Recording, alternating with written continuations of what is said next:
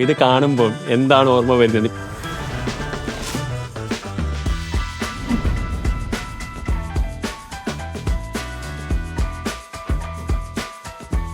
Power എന്ന് പറയുന്ന ആൾക്കാർക്ക് ഭയങ്കര ഇഷ്ടമുള്ള ഒരു കാര്യമാണ്. ഇപ്പോഴും സ്ക്രീൻ മാറി മാറി വരുന്നുണ്ട്, ഡോപ്പമിൻ റിലീസ് വളരെ കൂടുതലായതുകൊണ്ട് റിയൽ ലൈഫ് അവർക്ക് ഭയങ്കര ഇഷ്ടം. പക്ഷേ റിയൽ ലൈഫ് ബോറിംഗ് ആയിട്ട് മാറിക്കൊണ്ടിരിക്കുകയാണ്. സിവിൽ സർവീസ് പ്രിപ്പയർ ചെയ്യുമ്പോൾ എന്തിനാണ് ഇത്രയധികം വിഷയങ്ങൾ പിന്നീടാണ് മനസ്സിലാകുന്നത്.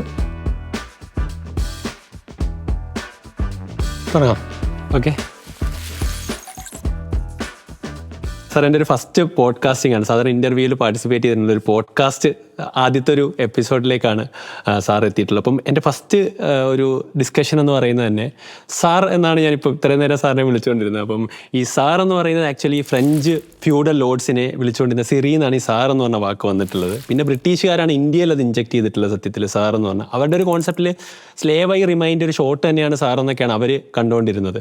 അപ്പം ഇപ്പം നമ്മൾ ഒരു വെസ്റ്റേൺ കൾച്ചർ ഫോളോ ചെയ്യും, നമ്മുടെ ഷർട്ടും എല്ലാം വെസ്റ്റേൺ കൾച്ചറാണ്. പക്ഷേ എന്തുകൊണ്ട് നമ്മൾ വെസ്റ്റേൺ കൾച്ചർ ആയിട്ടുള്ള അവിടെ ഒരു പേരാണ് വിളിക്കാറുള്ളത്.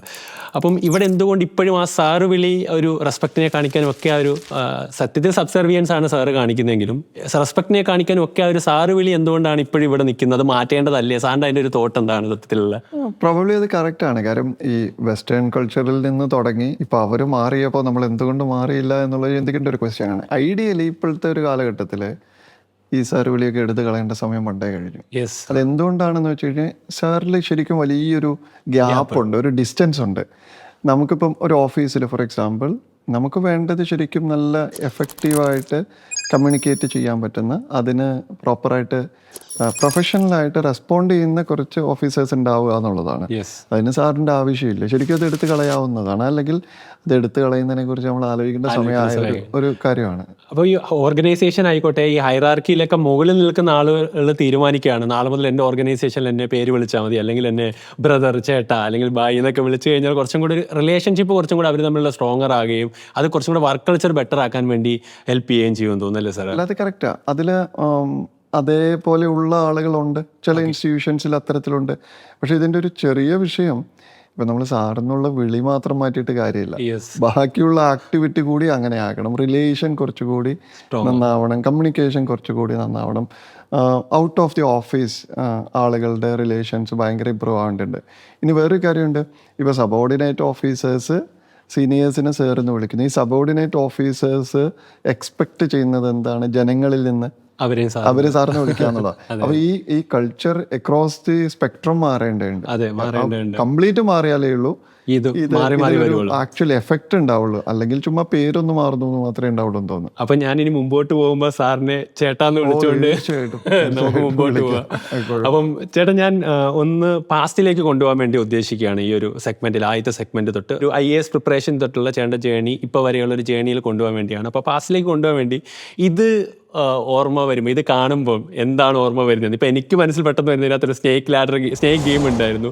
പാമ്പിൻ്റെ ബാല്യ തൊട്ട ചത്തുപോകുന്ന ഒരു ഗെയിം നമ്മൾ കളിക്കാറുണ്ടായിരുന്നു. പിന്നെ 100 മെസ്സേജിൻ്റെ ലിമിറ്റ് ഉണ്ടായിരുന്നു. അപ്പം ഇത് കാണുമ്പം എന്താണ് ഒരു IAS പ്രിപ്പറേഷൻ കാലഘട്ടത്തിൽ ഓർമ്മ വരുന്നത് എന്നുള്ളൊരു കാര്യം? ഇത് ഈവൻ IAS പ്രിപ്പറേഷൻ കാലത്തിനൊക്കെ മുന്നേ ഉള്ള സാധനമാണ്. ലൈക്ക് ആ മൊബൈൽ ഇറങ്ങുന്ന ഒരു കാലമാണ്. ഇപ്പം നോക്കുമ്പോൾ കുറെ കാലത്തിന് ശേഷം ഇത് കാണുന്നത്.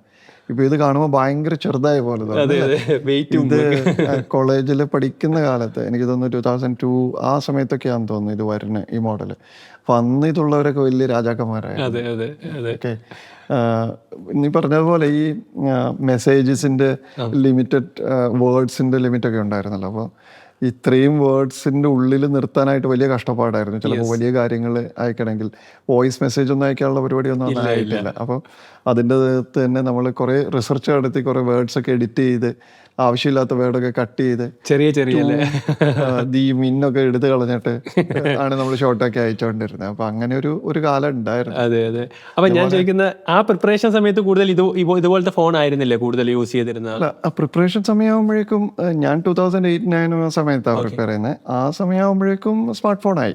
എങ്കിലും ഞാൻ ചോദിക്കുന്നത് ഇപ്പോഴത്തെ ഒരു സോഷ്യൽ മീഡിയ എന്ന് പറയുന്നത് അങ്ങനെ ഒരു സാധനമേ ഇല്ല, ജസ്റ്റ് പേരിനാകുന്നേ ഉള്ളൂ. ഇപ്പൊ ഈവൻ ഫേസ്ബുക്ക് കാര്യങ്ങളൊക്കെ ഉണ്ടെങ്കിൽ പോലും ഫേസ്ബുക്ക് ഒന്നും ആളുകൾ അത്രയും യൂസ് ചെയ്തിട്ടുള്ള സമയമല്ല. അപ്പൊ ഞാൻ എൻ്റെ ചോദ്യം അതിലേക്കാണ്. IAS പ്രിപ്പറേഷൻ സമയത്ത് ഇപ്പോഴത്തെ സ്മാർട്ട് ഫോൺ അല്ലെങ്കിൽ ഇപ്പോഴത്തെ ഒരു സോഷ്യൽ മീഡിയ അന്നുണ്ടായിരുന്നെങ്കിൽ എത്രത്തോളം അത് റാങ്കിനെ അഫക്റ്റ് ചെയ്യാമായിരുന്നു എന്നുള്ളൊരു കാര്യം ഉണ്ടായിരുന്നെങ്കിൽ ഇന്നുള്ളത് പോലെ ഉണ്ടായിരുന്നെങ്കിൽ അന്ന് കിട്ടുമെന്ന് എനിക്ക് തോന്നുന്നില്ല. കാരണം സോഷ്യൽ മീഡിയക്ക് കുറേയധികം പ്രശ്നമുണ്ടല്ലോ. ഇപ്പം ഞാൻ ആക്ച്വലി എന്താണ് ഇഷ്ടപ്പെടുത്തുന്നതെന്ന് എന്നേക്കാൾ നന്നായിട്ട് അറിയാവുന്ന ഒരു സാധനമാണ് സോഷ്യൽ മീഡിയ. എഗെയിൻ നമുക്കിപ്പോൾ ചില ദിവസങ്ങളിൽ നമ്മൾ ഭയങ്കര മോട്ടിവേറ്റഡ് ആയിരിക്കും, ചില ദിവസങ്ങളിൽ നമ്മൾ ഭയങ്കര ലേസി ആയിരിക്കും. കറക്റ്റ്. അതിനനുസരിച്ച് നമ്മുടെ സോഷ്യൽ മീഡിയയിൽ വരുന്ന ഫീഡിൽ വ്യത്യാസം ഉണ്ടാവും.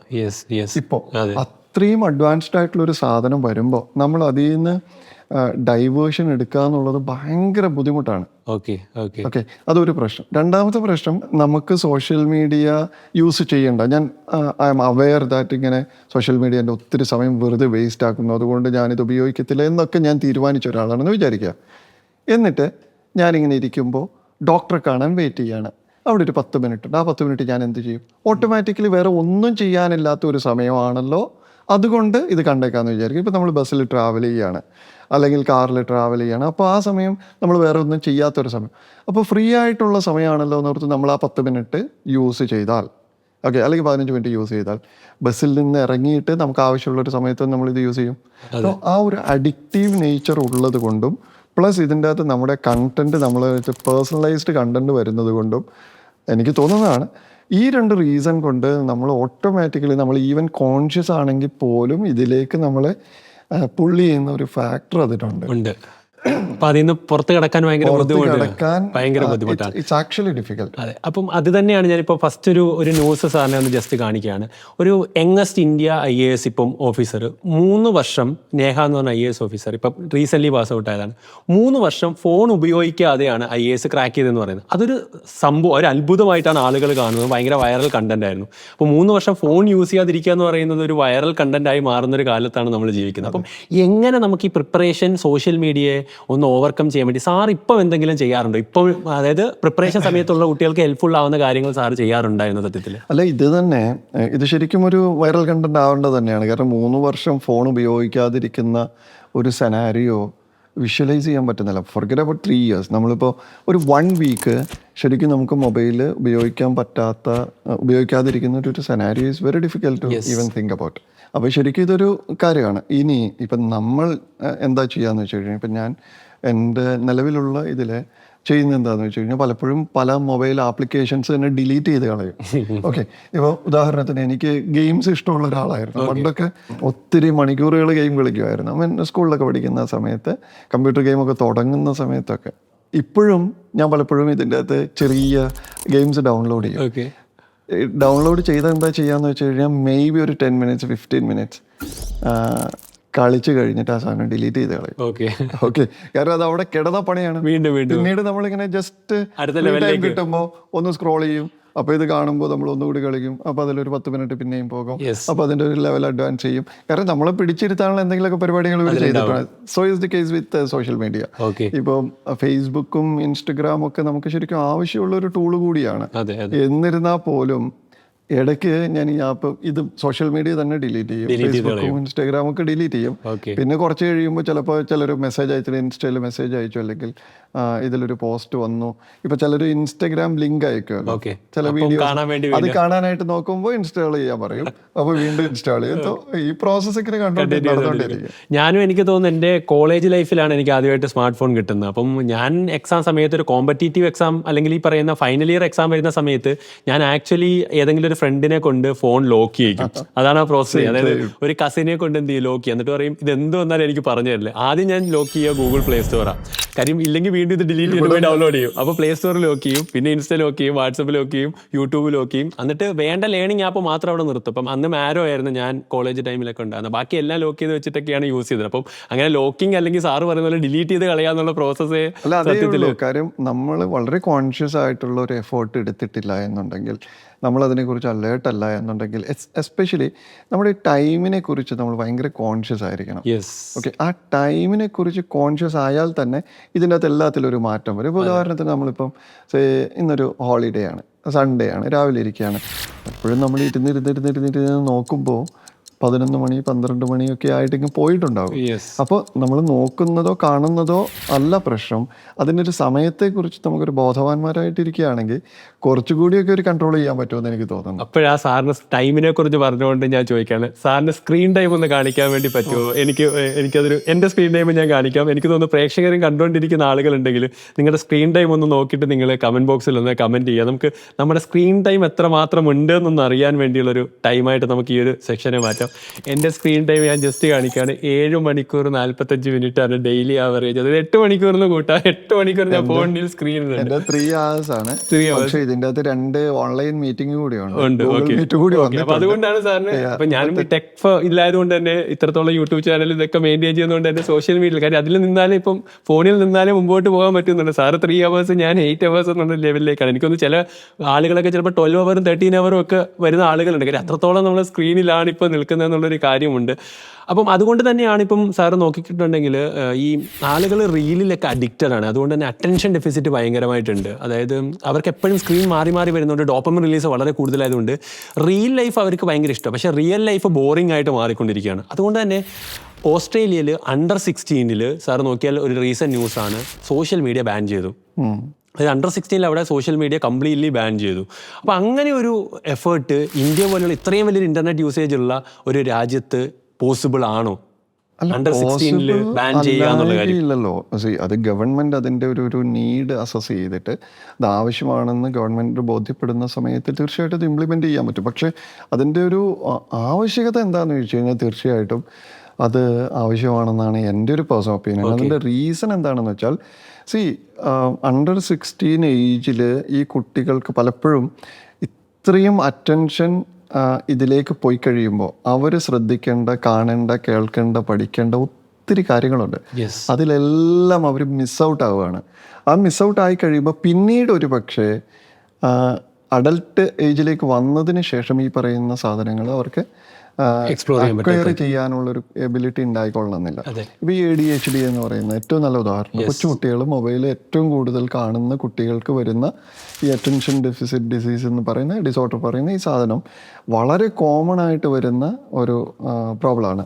കുഞ്ഞു കുട്ടികളിൽ തന്നെ ഈ പ്രശ്നങ്ങളുണ്ട്. എൻ്റെ ഒരു കസിൻ ബ്രദറിൻ്റെ ഒരു ഈ കുട്ടി സംസാരിക്കുന്ന, അവർ UAE ഈ കുട്ടി സംസാരിക്കുന്ന ഭാഷ എന്താണെന്ന് ഇവർക്ക് മനസ്സിലാവും. ഈ കുട്ടി എന്താ പറയുന്നതെന്ന് മനസ്സിലാകുന്നില്ല.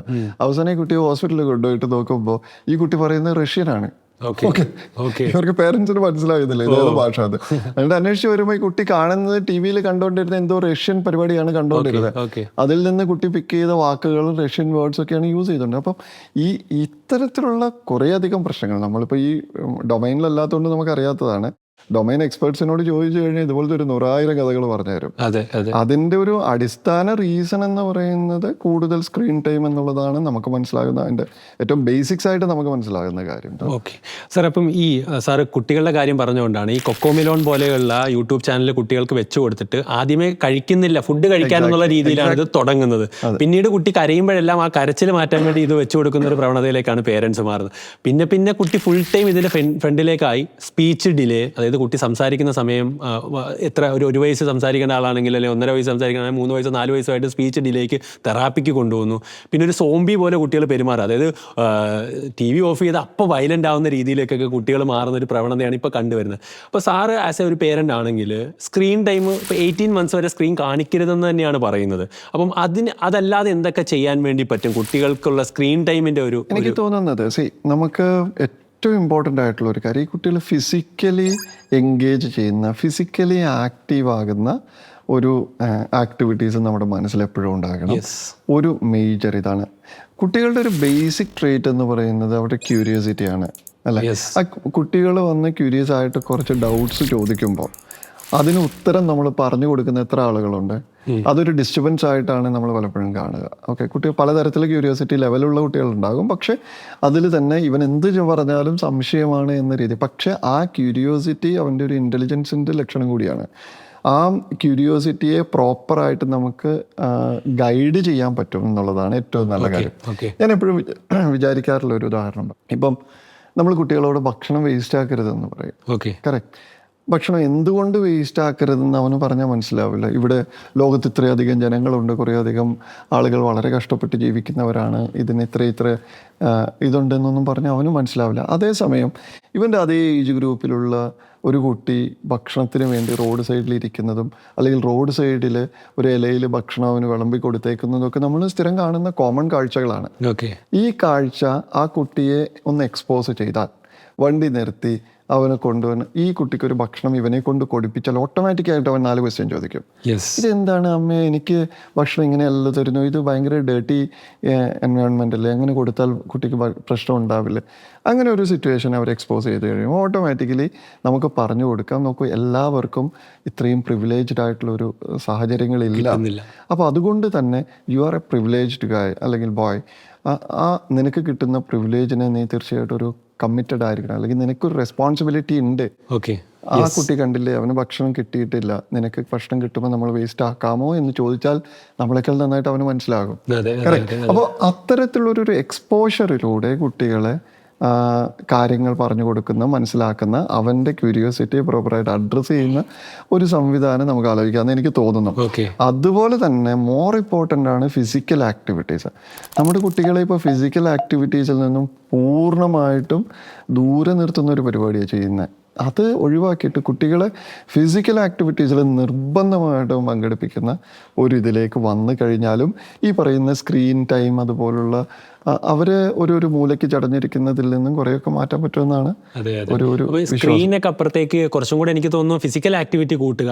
അതോടൊപ്പം തന്നെ എനിക്ക് തോന്നുന്നു അവർക്ക് കുറെ ഈ മെന്റൽ എബിലിറ്റി കൂട്ടുന്ന കുറെ ഡിവൈസ്, ഈ പറയുന്ന ഒരു കുറെ ബ്ലോഗ്സ്, അങ്ങനത്തെ കുറെ അവരുടെ അത് ഇവോക്ക് ചെയ്യുന്ന കുറെ കാര്യങ്ങളുണ്ട്. അതൊക്കെ കുറച്ചും കൂടെ കൊണ്ടുവന്നാൽ കുറച്ചും കൂടെ നന്നായിരിക്കും. എനിക്ക് പേരൻസ് എഫേർട്ട് എടുക്കണം എന്നുള്ളതാണ് അതിന്റെ. പേരൻസ് പണ്ട് നമ്മൾ കുഞ്ഞായിരിക്കുമ്പോൾ പേരൻസ് എടുക്കുന്ന എഫേർട്ടിനേക്കാൾ മേ ബി ഒരു 100 ടൈംസ് എഫേർട്ട് ഇന്നത്തെ പേരൻസ് എടുക്കേണ്ടി വരും. കാരണം അത്രയും കോംപ്ലിക്കേറ്റഡ് ആയിട്ടുള്ള ഒരു അറ്റ്മോസ്ഫിയറാണ്.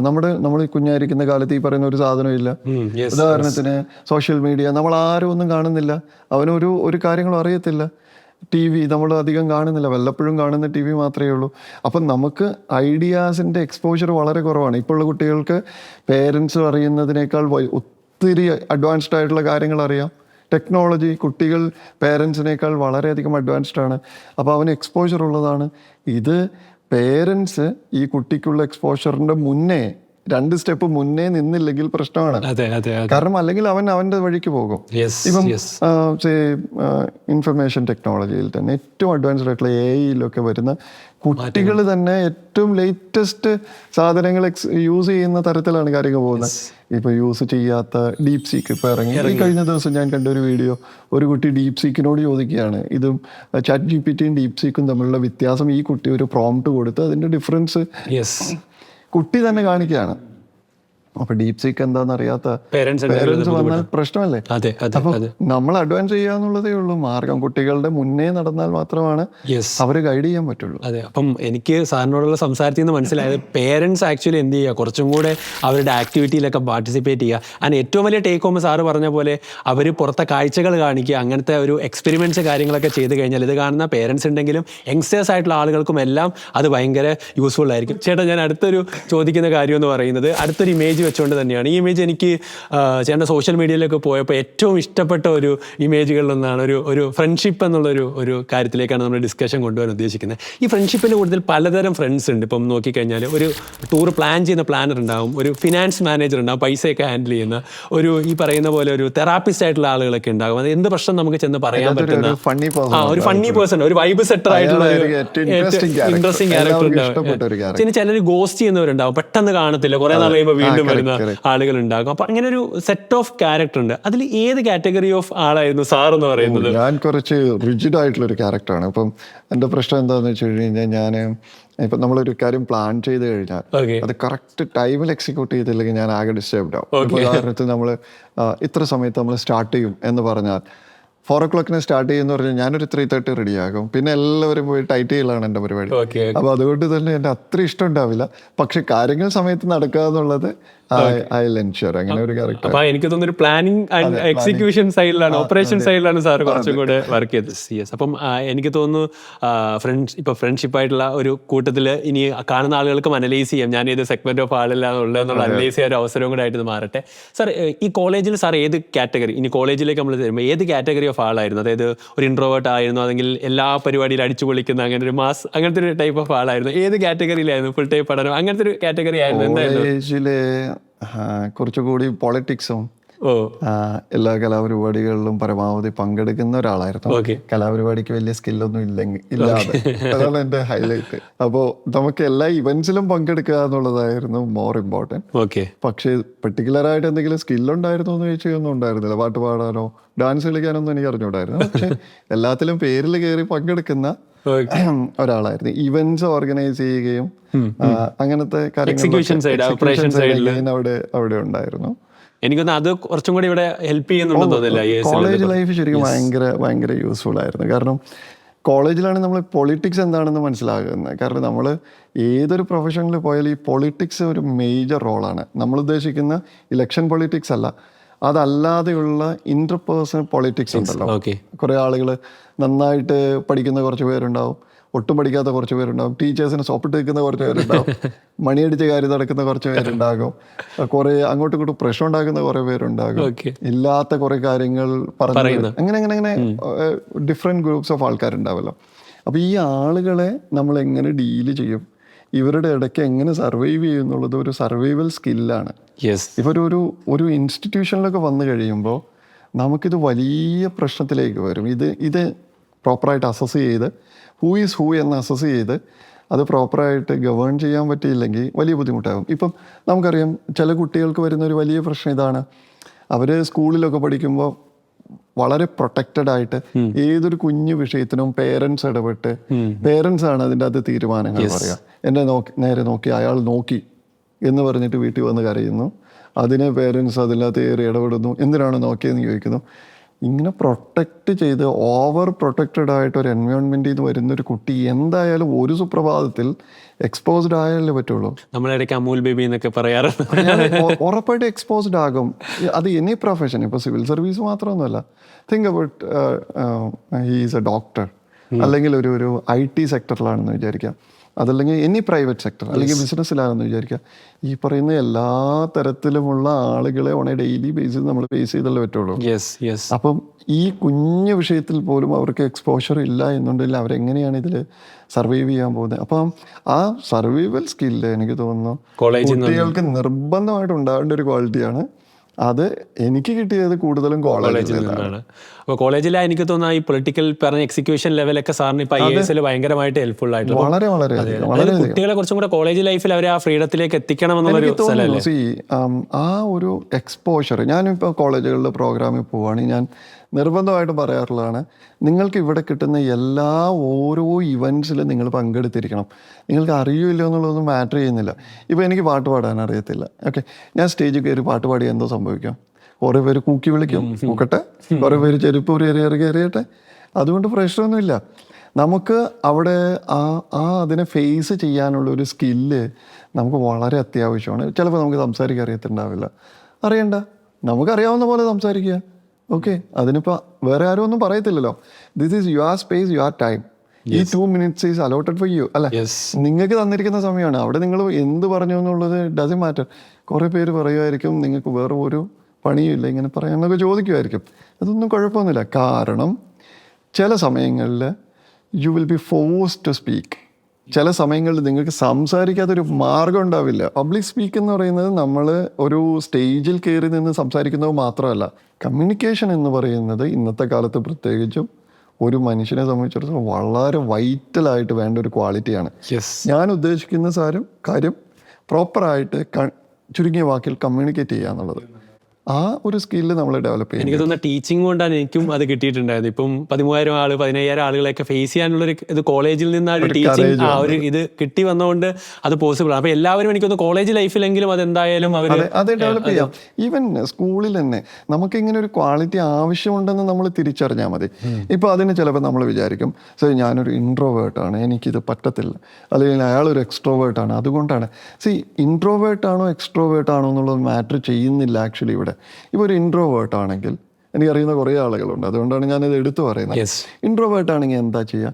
ഞാൻ ഈ ഒരു ഒക്കേഷനിൽ എത്ര പേരാണ് ഉണ്ടാവുക, അവിടെ സംസാരിക്കാൻ പോകുന്ന പോയിന്റ്സ് എന്തായിരിക്കും, അതിൽ എൻ്റെ മറുപടി എന്തായിരിക്കണം, അതിൻ്റെ പോയിന്റ്സ് എന്തായിരിക്കണം, മിനിമം സെൻറ്റൻസിൽ മിനിമം പോയിന്റ്സ് കൃത്യമായിട്ടൊന്ന് അടുക്കും ചിട്ടിയും നമ്മളൊന്ന് മനസ്സിൽ വർക്ക് ചെയ്തെടുത്താൽ മതി. ചിലർക്ക് അതിൻ്റെ ആവശ്യമില്ല, ചിലർക്ക് സ്പോണ്ടേനിയസ് ആണ്. അതില്ലാത്തവരെ ഒന്ന് വർക്ക് ചെയ്തെടുക്കണം എന്നുള്ളൂ. Over a period of time definitely they will be able to do it. അത്യാവശ്യം വേണ്ട ഒരു ക്വാളിറ്റി ആണെന്ന് തോന്നുന്നു, ഡെവലപ്പ് ചെയ്യാവുന്നതുമാണ്. ചേട്ടാ, അപ്പം നമ്മൾ ഇനി ജോബ് എന്ന് പറഞ്ഞൊരു സെക്ഷനിലേക്കാണ്. ഓക്കെ, ഒരു ടോപ്പ് ഗവൺമെന്റ് ജോബും ഒരു ടോപ്പ് പ്രൈവറ്റ് ജോബും തമ്മിലൊരു ഡിസ്കഷനിലേക്കാണ് ഞാൻ കൊണ്ടുപോകാൻ ഉദ്ദേശിക്കുന്നത്. എന്തുകൊണ്ടായിരിക്കും ആളുകൾ ഗവൺമെന്റ് ജോബ് പ്രിഫർ ചെയ്യുന്നത്? ഇപ്പം എൻ്റെ ഒരു കോൺസെപ്റ്റിൽ ഞാൻ മനസ്സിലാക്കുന്ന സ്റ്റെബിലിറ്റി ആയിരിക്കും ഒന്നാമത്തെ ഫാക്ടർ. നോക്കുക, പെൻഷനൊക്കെ കിട്ടും എന്തായാലും എല്ലാം കഴിഞ്ഞാൽ. വളരെ കുറച്ച് ആളുകൾ മാത്രമായിരിക്കും സർവീസ് എന്നൊരു മൈൻഡിൽ ഒരു ടു ദി ബേസ്, ഒരു ഹ്യൂമൻ എന്നുള്ളൊരു ഐഡിയയിൽ ബാക്ക് ടു ദ സൊസൈറ്റി എന്നൊക്കെ ചിന്തിച്ച് ഒരു സർവീസ് മൈൻഡ് സെറ്റിൽ വരുന്ന 10% താഴേക്ക് ആളുകളായിരിക്കും. അപ്പോൾ എന്തുകൊണ്ടായിരിക്കും ആളുകൾ ഗവൺമെന്റ് ജോബ് കൂടുതൽ പ്രിഫർ ചെയ്യാനുള്ളൊരു കാരണം എന്തായിരിക്കും? ചേട്ടൻ്റെ മൈൻഡ് സെറ്റിൽ എന്തായാലും തോന്നുന്നത് കുറേ ഫാക്ടേഴ്സ് ഉണ്ടാവാം. ഞാൻ ആലോചിക്കുന്നത് ഒരു ഫാക്ടർ ഓഫ് കോഴ്സ് സ്റ്റെബിലിറ്റിയാണ്, ഒരു ഫാക്ടർ പവർ എന്ന് പറയുന്ന ആൾക്കാർക്ക് ഭയങ്കര ഇഷ്ടമുള്ള ഒരു കാര്യമാണ്. അത് ചില ആളുകൾക്ക് പവറിനോടൊരു ഫാസിനേഷൻ തന്നെ ഉണ്ട്. ചില ആളുകൾക്ക് ഒരു ആവശ്യം വന്നു കഴിയുമ്പോൾ, ഇപ്പം റവന്യൂവിൽ ഒരു കാര്യം നടക്കണം, വില്ലേജ് ഓഫീസർ അല്ലെങ്കിൽ റവന്യൂവിൽ ഈവൻ ഒരു ക്ലർക്ക് ആണെങ്കിൽ പോലും നമ്മുടെ ലാൻഡ് റിലേറ്റഡ് എല്ലാ കാര്യങ്ങളും പെട്ടെന്ന് നടക്കുന്നു. അപ്പം നമുക്കൊരു ആളുള്ളത് നല്ലതാണ്. പോലീസിൽ ഒരാളുണ്ടെങ്കിൽ എന്ത് പ്രശ്നത്തിനും നമുക്ക് നല്ലതാണ്. അങ്ങനെയൊക്കെ പവറിനോടൊരു ഫാസിനേഷൻ ഉള്ള ആളുകളുടെ, ചില ആൾക്കാർക്കുള്ള നെഗറ്റീവ് എക്സ്പീരിയൻസ് ഉണ്ടായിരിക്കും, ചിലക്ക് അതല്ലാതെ തന്നെ ഇതിനോടുള്ള ഫാസിനേഷൻ കൊണ്ട് പവർ ഒരു ഫാക്ടറാണെന്ന് തോന്നുന്നു. പിന്നെ ഓഫ് കോഴ്സ് നേരത്തെ പറഞ്ഞ പോലെ സ്റ്റെബിലിറ്റി ഒരു ഫാക്ടറാണ്. പിന്നെ ഉള്ളത് ഗവൺമെൻറ് ജോബ് കാലാകാലങ്ങളിലായിട്ട് സൊസൈറ്റിയിൽ കൊടുക്കുന്ന ഒരു സോഷ്യൽ സ്റ്റാറ്റസ് ഉണ്ടായിരുന്നു. ഇപ്പം പ്രൈവറ്റ് സെക്ടറിൽ ഡെഫിനറ്റ്ലി ഒത്തിരി വലിയ ഓപ്പർച്യൂണിറ്റീസ് വരികയും ആളുകൾ എമർജ് ചെയ്ത് വരികയുണ്ട്. പക്ഷെ ഇതിനൊരു സ്റ്റാറ്റസ്, പണ്ടുണ്ടായിരുന്ന ഒരു സ്റ്റാറ്റസ്, നമ്മുടെ മനസ്സിലുണ്ടായിരുന്ന ഒരു സാധനവും അത് പ്രൈവറ്റിലേക്ക് കയറി വരുന്നേ ഉള്ളൂ. ഇപ്പം ഒരു യൂട്യൂബറാണ്, ഇമാജിൻ ഒരു യൂട്യൂബറാണെന്ന് ചോദിക്കുക, അയാൾ കോടിക്കണക്കിന് രൂപ വരുമാനം ഉണ്ടാക്കുന്നുണ്ടാവും, പക്ഷെ അയാൾക്ക് സോഷ്യൽ എന്ത് സ്റ്റാറ്റസ് ആണ്? ഓഫ് കോഴ്സ് ഇപ്പോൾ യങ്സ്റ്റേഴ്സിൻ്റെ ഇടയ്ക്ക് വന്നു തുടങ്ങി, പക്ഷേ ഈ സോഷ്യൽ സ്റ്റാറ്റസ് എന്ന് പറയുന്നത് ഡിസൈഡ് ചെയ്യുന്നത് യങ്സ്റ്റേഴ്സ് അല്ല ഇപ്പോഴും. എനിക്ക് അതിലൊരു ഗവൺമെൻറ് ജോബിൽ, ഞാനിപ്പോൾ ഒരു ടീച്ചിങ് ഒരു ഗവൺമെൻറ് ജോബ് എടുക്കുമ്പോൾ ഞാൻ മനസ്സിലാക്കിയ ഒരു കാര്യം പറയട്ടെ. ഇപ്പോൾ ഒരു ടീച്ചേഴ്സിനെ ഒരു ഗവൺമെൻറ് സ്കൂളിൽ നിന്നിരിക്കട്ടെ, ഇപ്പോൾ 2 ടീച്ചേഴ്സിന് എക്സാമ്പിളായിട്ട് എടുക്കാം. ഒരു ടീച്ചർ നല്ല എഫേർട്ട് എടുക്കുന്നു, കാര്യം ആ ജോബിനോടുള്ള സ്നേഹം കൊണ്ട് നല്ല എഫേർട്ട് എടുത്ത് ക്രിയേറ്റീവായിട്ടൊക്കെ ചെയ്യുന്നു. മറ്റൊരു ടീച്ചർ എന്ന് പറയുമ്പോൾ എന്തായാലും എനിക്ക് സാലറി കിട്ടും, അപ്പോൾ പിന്നെ ഇതിനകത്ത് പ്രത്യേകിച്ച് ഫീഡ്ബാക്ക് സിസ്റ്റം ഒന്നും ഇല്ല, അപ്പോൾ അതുകൊണ്ട് തന്നെ എങ്ങനെയെങ്കിലും ഇത് തീർത്താൽ മതി എന്നുള്ള രീതിയിൽ പഠിപ്പിക്കുന്നു. അപ്പോൾ ഈ എഫേർട്ട് എടുക്കുന്ന ആൾ കുറച്ച് കഴിയുമ്പോൾ ഡീമോട്ടിവേറ്റ് ചെയ്യാൻ ആവില്ല, കാര്യം അയാൾക്കൊരു ഫീഡ്ബാക്ക് സിസ്റ്റം ഇല്ല, അയാൾ നന്നായി ചെയ്യുന്നതിന് ഒരു റിവാർഡൊന്നും കിട്ടുന്നില്ല. പക്ഷേ പ്രൈവറ്റിലാകുമ്പോഴത്തേക്കും നല്ല സ്കിൽഡ് ആയിട്ടുള്ള ഒരാൾ പെർഫോം ചെയ്യുകയാണെങ്കിൽ അയാൾക്ക് നല്ല അപ്സ്കെയിലിംഗ് ഉണ്ട്.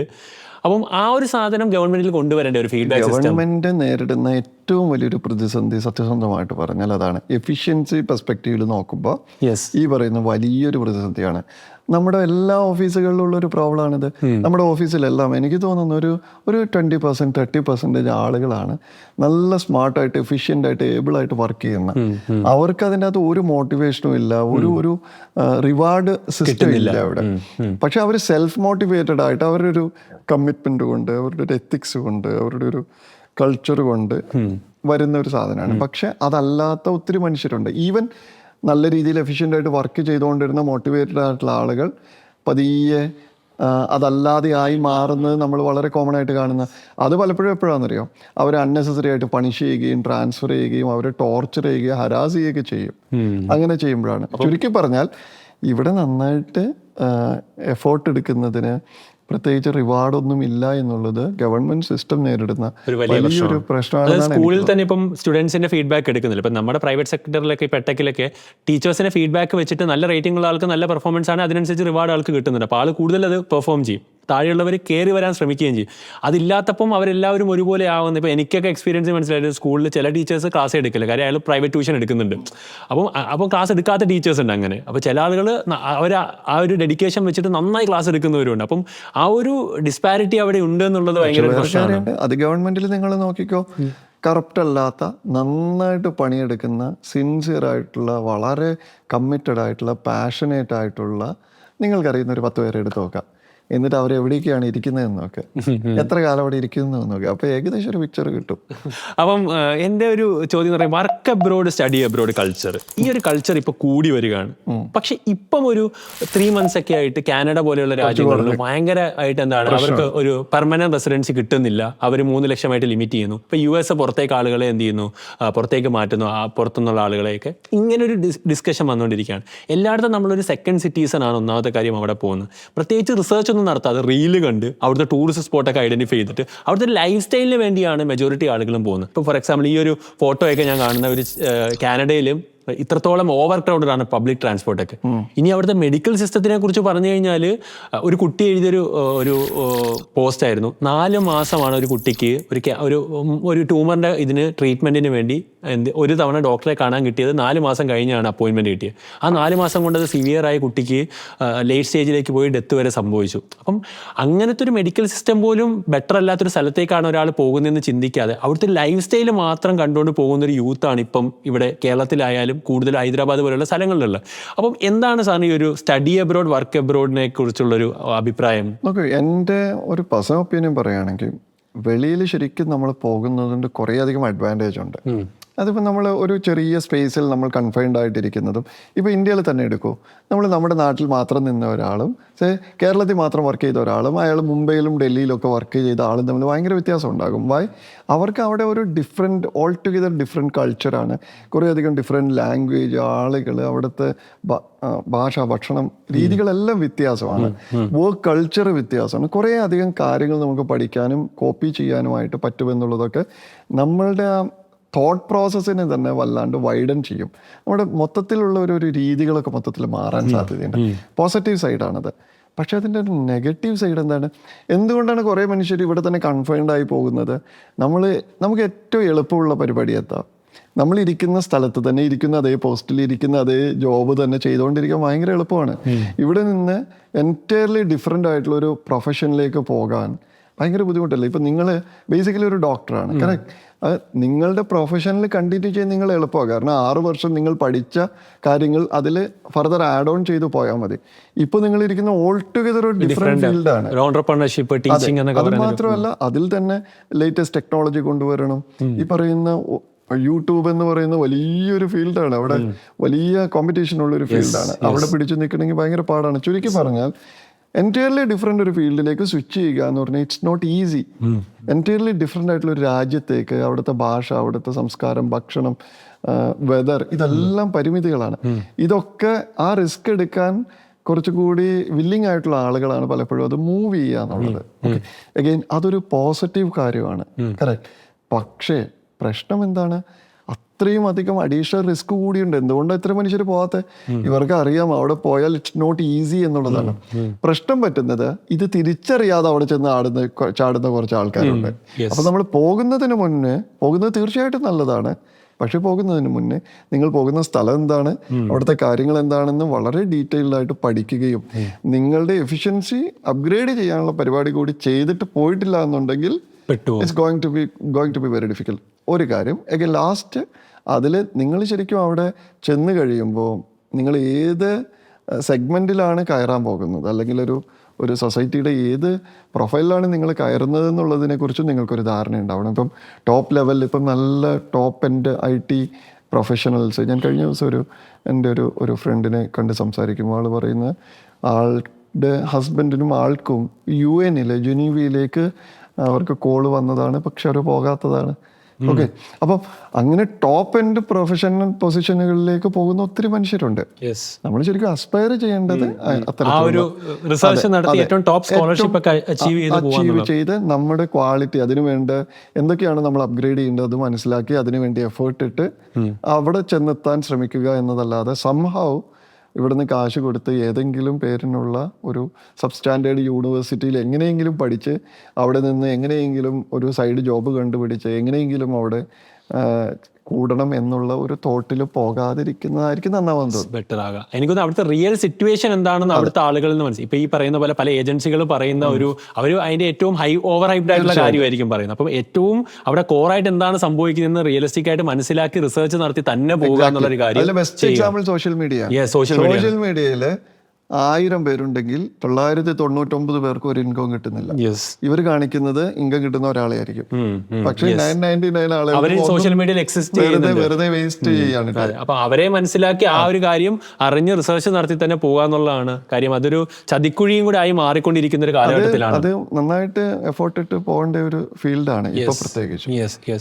സർ, ഇനി അടുത്തൊരു കാര്യം കൊണ്ടാണ് സാർ, ഇപ്പൊ ഒരു റിസർച്ച് ഫൈൻഡിങ് ആണ്. ജെൻസീസ് ഇപ്പൊ ഒരു 1/6 ഓഫ് ദി കമ്പനി, ജോബിന്റെ കാര്യം നമ്മൾ പറയുന്നതിന്റെ ഒരു കണ്ടിന്യൂവേഷൻ ആണ്. 1/6 ഓഫ് ദി കമ്പനിയും ജെൻസീസിനെ ഹയർ ചെയ്യുന്നില്ല എന്നുള്ളതാണ്. ഇപ്പോൾ US-ലായാലും ഇന്ത്യയിലും ഒക്കെ. അതായത് ജെൻസി കാറ്റഗറിയിൽ വരുന്ന ആളുകൾ ലാക്ക് ഓഫ് മോട്ടിവേഷൻ ഉണ്ടാകും, കമ്മ്യൂണിക്കേഷൻ സ്കില്ല ഇല്ലില്ല, പ്രൊഫഷണലിസം ഇല്ല, പിന്നെ ഒരു ടീമിൽ വർക്ക് ചെയ്യാൻ അവർക്ക് ഇഷ്ടമല്ല. അപ്പോൾ ഈ സോഷ്യൽ മീഡിയയുടെ ഒരു ആഫ്റ്റർ എഫക്റ്റ് ആയിട്ട് വരുന്നൊരു കാര്യമാണ്. അപ്പോൾ 1/6 ഓഫ് ദ കമ്പനിയും ജെൻസീസിനെ ഹയർ ചെയ്യുന്നില്ല. ഇനി ഹയർ ചെയ്ത് കഴിഞ്ഞാൽ റാപ്പിഡ് ഫയറിങ് നടക്കുന്ന ജെൻസി കാറ്റഗറിയുള്ള ആളുകളെയാണ്. പക്ഷേ ഏറ്റവും ആദ്യം ടെക്നോളജി കിട്ടിയ ആളുകൾ ഇവരാണ്. അപ്പോൾ ഏറ്റവും കൂടുതൽ സ്കിൽഡ് ആവേണ്ട ആളുകൾ ഇവരാണ്. എന്താണ് സാറിന് ഈ ജെൻസിയുടെ ഈ ഒരു ജോബ് പ്രശ്നങ്ങളെ കുറിച്ച് സാറിന് പറയാനുള്ളത്? പക്ഷേ എൻ്റെ പേഴ്സണൽ ഒപ്പീനിയൻ, എൻ്റെ ഒരു എക്സ്പീരിയൻസിൽ നിന്നുള്ള ഒപ്പീനിയൻ, ജെൻസി എൻ്റെ ജനറേഷനൊക്കെ ബെറ്റർ ആണെന്നുള്ളതാണ്, ടു ബി ഓണസ്റ്റ്. അത് എൻ്റെ ഒരു എക്സ്പീരിയൻസിൽ നിന്നാണ് ഞാൻ പറയുന്നത്. അതെന്തുകൊണ്ടാണെന്ന് വെച്ച് കഴിഞ്ഞാൽ അവർ കാര്യങ്ങൾ കുറച്ചുകൂടി ഡെപ്തിൽ മനസ്സിലാക്കുന്ന, അവർ പ്രത്യേകിച്ച് ആളുകൾ എന്ത് വിചാരിക്കും എന്നൊന്നും വലിയ ബോധറേഷനൊന്നും ഇല്ലാത്ത ഒരു ജനറേഷനാണ്. അപ്പോൾ അതുകൊണ്ട് അവർ കൺവിൻസ്ഡ് ആണെങ്കിൽ അവരിറങ്ങി പണി ചെയ്യും, അവരത് ഇഷ്ടപ്പെട്ട് കാര്യങ്ങൾ ചെയ്യുന്നുള്ളത്. എൻ്റെ ഏറ്റവും ബെസ്റ്റ് എക്സാമ്പിൾ പത്തനംതിട്ടയിൽ ഉണ്ടായിരുന്നപ്പോൾ വോളണ്ടിയേഴ്സ് ഉണ്ടായിരുന്നു എൻ്റെ കൂടെ. അപ്പം ഏതൊരു ആവശ്യത്തിനും ഇപ്പോഴും എനിക്ക് ഡിപ്പാർട്ട്മെൻറ്റിൻ്റെ ഒഫീഷ്യലായിട്ടുള്ളതാണെങ്കിലും അതല്ലാതെ തന്നെ സോഷ്യൽ ആക്ടിവിറ്റീസ് ആണെങ്കിലും നമ്മൾ ചെയ്യുന്ന ഫോർമലായിട്ടും അല്ലാതെയും ചെയ്യുന്ന ഒത്തിരി ആക്ടിവിറ്റീസിന് എനിക്ക് എത്ര കുട്ടികൾ വേണം, ഞാൻ ഡിപ്പാർട്ട്മെന്റിൽ പറയണ്ടേ നിങ്ങൾക്ക് എത്ര കുട്ടികൾ വേണമെന്ന് എൻ്റെ അടുത്ത് പറഞ്ഞു മതി, അത്രയും കുട്ടികളെ ഞാൻ തരാം. പക്ഷേ ഒരു ഗ്രൂപ്പ് ഓഫ് ആളുകൾ എന്താ പ്രശ്നം പറ്റുന്ന വെച്ചാൽ ഈ സോഷ്യലി ഡിസ്കണക്റ്റഡ് ആയിട്ട് പോകുന്ന ആളുകൾ, ഓക്കെ, ഇവർക്ക് വലിയൊരു പ്രശ്നം വരുന്നുണ്ട്. അവർക്ക് ആ ഒരു കമ്മ്യൂണിക്കേഷൻ്റെ പ്രശ്നം വരുന്നുണ്ട്. സൊസൈറ്റിയിൽ എന്താ നടക്കുന്നതെന്ന് അറിയാത്ത ഒരാൾക്ക് ഒരു ജോബ് ചെയ്യുന്നതിന് വളരെയധികം ബുദ്ധിമുട്ടുണ്ടാകും. മേ ബി അയാൾക്ക് വീട്ടിലിരുന്ന് ചെയ്യുന്ന പരിപാടികൾ ഒരു പക്ഷേ ചെയ്യാൻ പറ്റുമായിരിക്കും, പക്ഷേ സോഷ്യലി എൻഗേജ് ചെയ്യുന്ന ഒരു ജോബ് ചെയ്യാൻ തീർച്ചയായിട്ടും ബുദ്ധിമുട്ടായിരിക്കും. കാരണം 4 ആളുകളോട് സംസാരിക്കണ്ടേ, അവരോട് സംസാരിച്ച് സിറ്റുവേഷൻ അനുസരിച്ച് സിറ്റുവേഷൻ ഹാൻഡിൽ ചെയ്യണ്ടേ. പലപ്പോഴും നമ്മളിപ്പോഴും സർവീസിലാണെങ്കിൽ ലോ ആൻഡ് ഓർഡർ സിറ്റുവേഷനൊക്കെ വരുമ്പോൾ ആളുകൾ ഹൈ ഇമോഷനിലായിരിക്കും സംസാരിക്കുക. അവിടെ നമ്മുടെ ടെമ്പർ കൺട്രോൾ ചെയ്ത് കുറച്ചുകൂടി എംപതൈസ് ചെയ്ത് അവരുടെ ലെവലിൽ നിന്ന് സംസാരിക്കുക എന്നുള്ളതാണ്. ഞാൻ ഓഖിയുടെ സമയത്ത് തിരുവനന്തപുരത്ത് എന്നെ പോസ്റ്റ് ചെയ്തിരുന്നു കളക്ടറുടെ ഹെൽപ്പ് ചെയ്യാനായിട്ട്. അപ്പോൾ അങ്ങനെ പോകുമ്പോൾ ആദ്യം പറഞ്ഞാൽ നിങ്ങൾ ഒരു വർത്തമാനം പറയണ്ടേ, നിങ്ങളിവിടെ നിന്നാൽ മതി, നിങ്ങൾ ഇതിന് വണ്ടിയും വിടുന്നില്ല, ഇവിടെ പിടിച്ചു നിർത്തുകയാണെന്ന് പറഞ്ഞു. എന്നെ ഇവിടെ പിടിച്ചു നിർത്തി. ഞാൻ പറഞ്ഞു കുഴപ്പമില്ല ചേട്ടാ, നിങ്ങളൊരു ആ സീറ്റ് ഒരു സൈഡിലൊരു സീറ്റ് തരികയാണ്, ഞാനും കൂടി അവിടെ ഇരുത്തോളാം, എന്നിട്ട് നിങ്ങൾ പറയാനുള്ള ചുമ്മാ ഞാൻ കേൾക്കത്തേ ഉള്ളൂ, ഞാൻ വേറെ ഒന്നും ചെയ്യുന്നില്ല, നിങ്ങൾ ചുമ്മാ എൻ്റെ അടുത്ത് പറഞ്ഞാൽ മതി എന്ന് പറഞ്ഞു. ഓക്കെ, അപ്പോൾ അവർ പറഞ്ഞപ്പോൾ ഞാൻ എന്ത് ചെയ്തേ, ഞാനത് നോട്ട് ചെയ്യാൻ തുടങ്ങി. So there is a message, what is that, I am listening to, അല്ലേ? ഓക്കെ, ഞാൻ നോട്ട് ചെയ്തു. ഒരു 3, 4, 5 പോയിന്റ് എഴുതി കഴിഞ്ഞിട്ട് ഞാൻ പറഞ്ഞു ഞാൻ ഒന്ന് ഫോൺ ചെയ്തോട്ടെ എന്ന് ചോദിച്ചു. ചെയ്തോളാം പറഞ്ഞു. ഞാൻ അവരുടെ മുന്നിൽ വെച്ച് ചീഫ് സെക്രട്ടറിയെ വിളിച്ചു. ഞാൻ എന്നിട്ട് പറഞ്ഞു, സാറേ ഇത് വലിയ പ്രശ്നമാണ്, ഇവരുടെ ഏറ്റവും വേണ്ടപ്പെട്ട മനുഷ്യർ കടലിൽ പോയിട്ട് 4-5 ദിവസമായി, ഒരു ബോഡി കിട്ടിയിട്ടില്ല, ഒരു ഭക്ഷണമില്ല, ഇവർക്ക് കടലിൽ തിരയാൻ പോകുന്നില്ല, പലപ്പോഴും പോയതിനെക്കുറിച്ചൊരു വിവരമില്ല, അവിടെ ബോഡി കിട്ടിയോ ഇല്ലയോ എന്ന് അറിയുന്നില്ല. ഇവർ പറയുന്നത് ജെന്യുവിൻ കാര്യമാണ്. ഇവർ പറയുന്ന ഒരാവശ്യം കോസ്റ്റ് ഗാർഡിൻ്റെ ഷിപ്പിൽ ഇവരുടെ ആളുകളെ കടലിൽ വിടണമെന്നാണ്. സാർ അത് ചെയ്തു കൊടുത്തേ പറ്റൂ.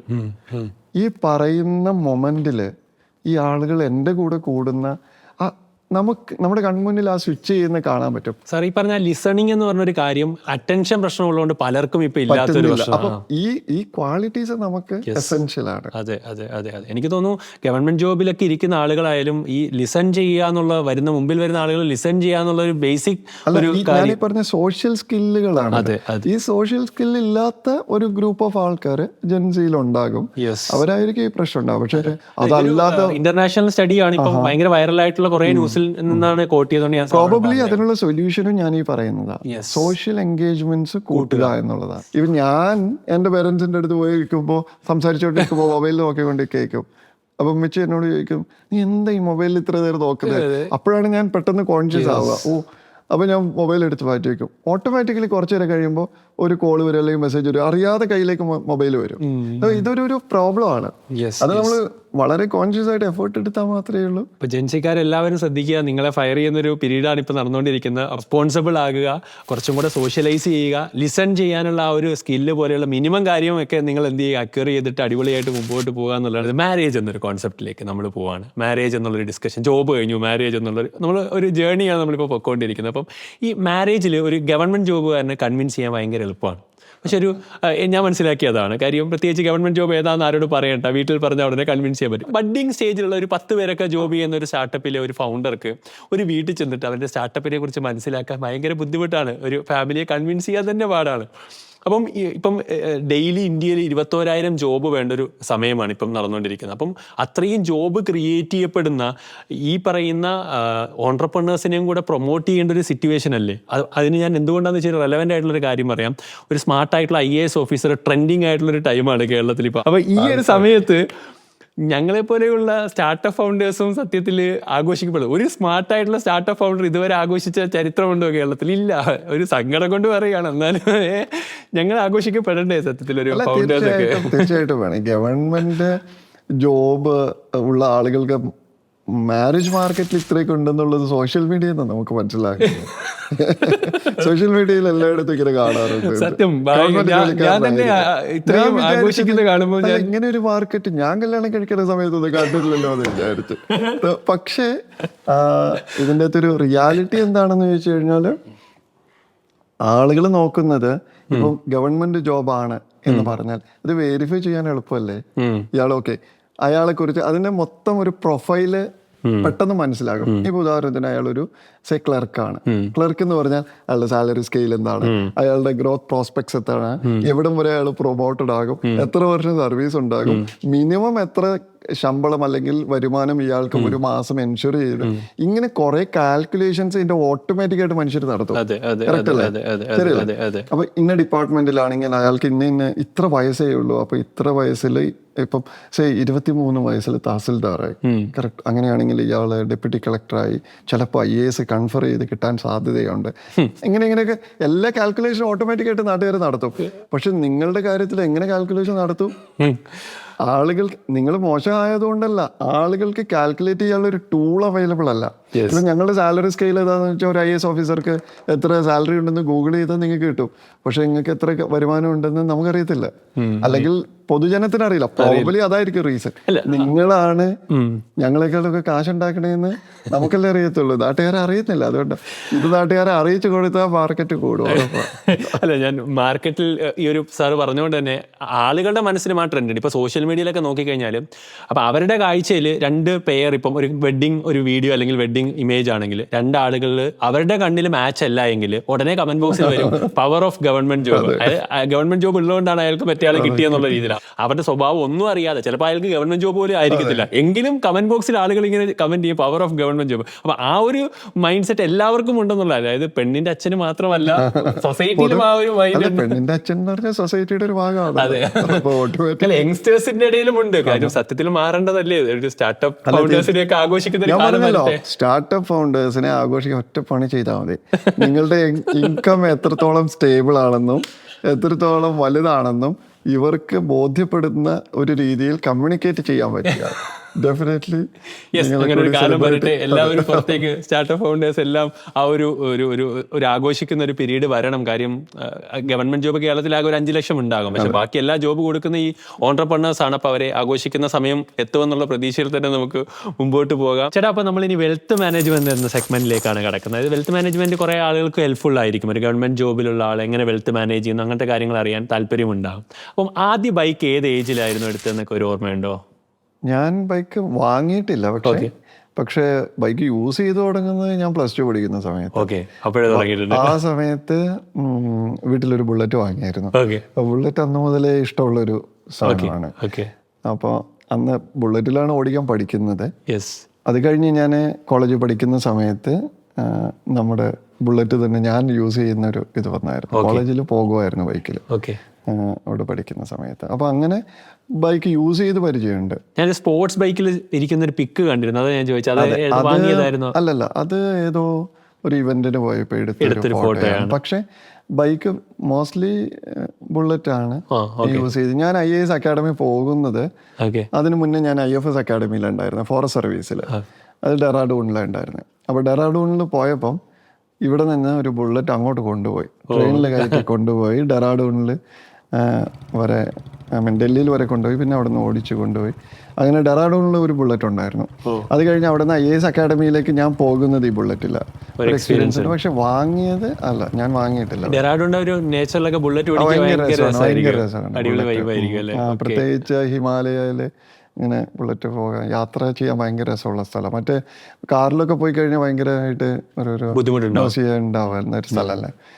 ബുള്ളറ്റ് ആണെങ്കിൽ കുറച്ചുകൂടി, അല്ലെങ്കിൽ ബൈക്ക് ആണെങ്കിൽ കുറച്ചുകൂടി നല്ല രസം. അതുകൊണ്ടാണല്ലോ കുറെ ആളുകൾ ലഡാക്കിന് ഇപ്പോഴും യാത്രകൾ പോകുന്നത്, ബൈക്ക് ട്രിപ്പ് ഒത്തിരി പോകുന്നുണ്ട് ബൈക്കേഴ്സ്.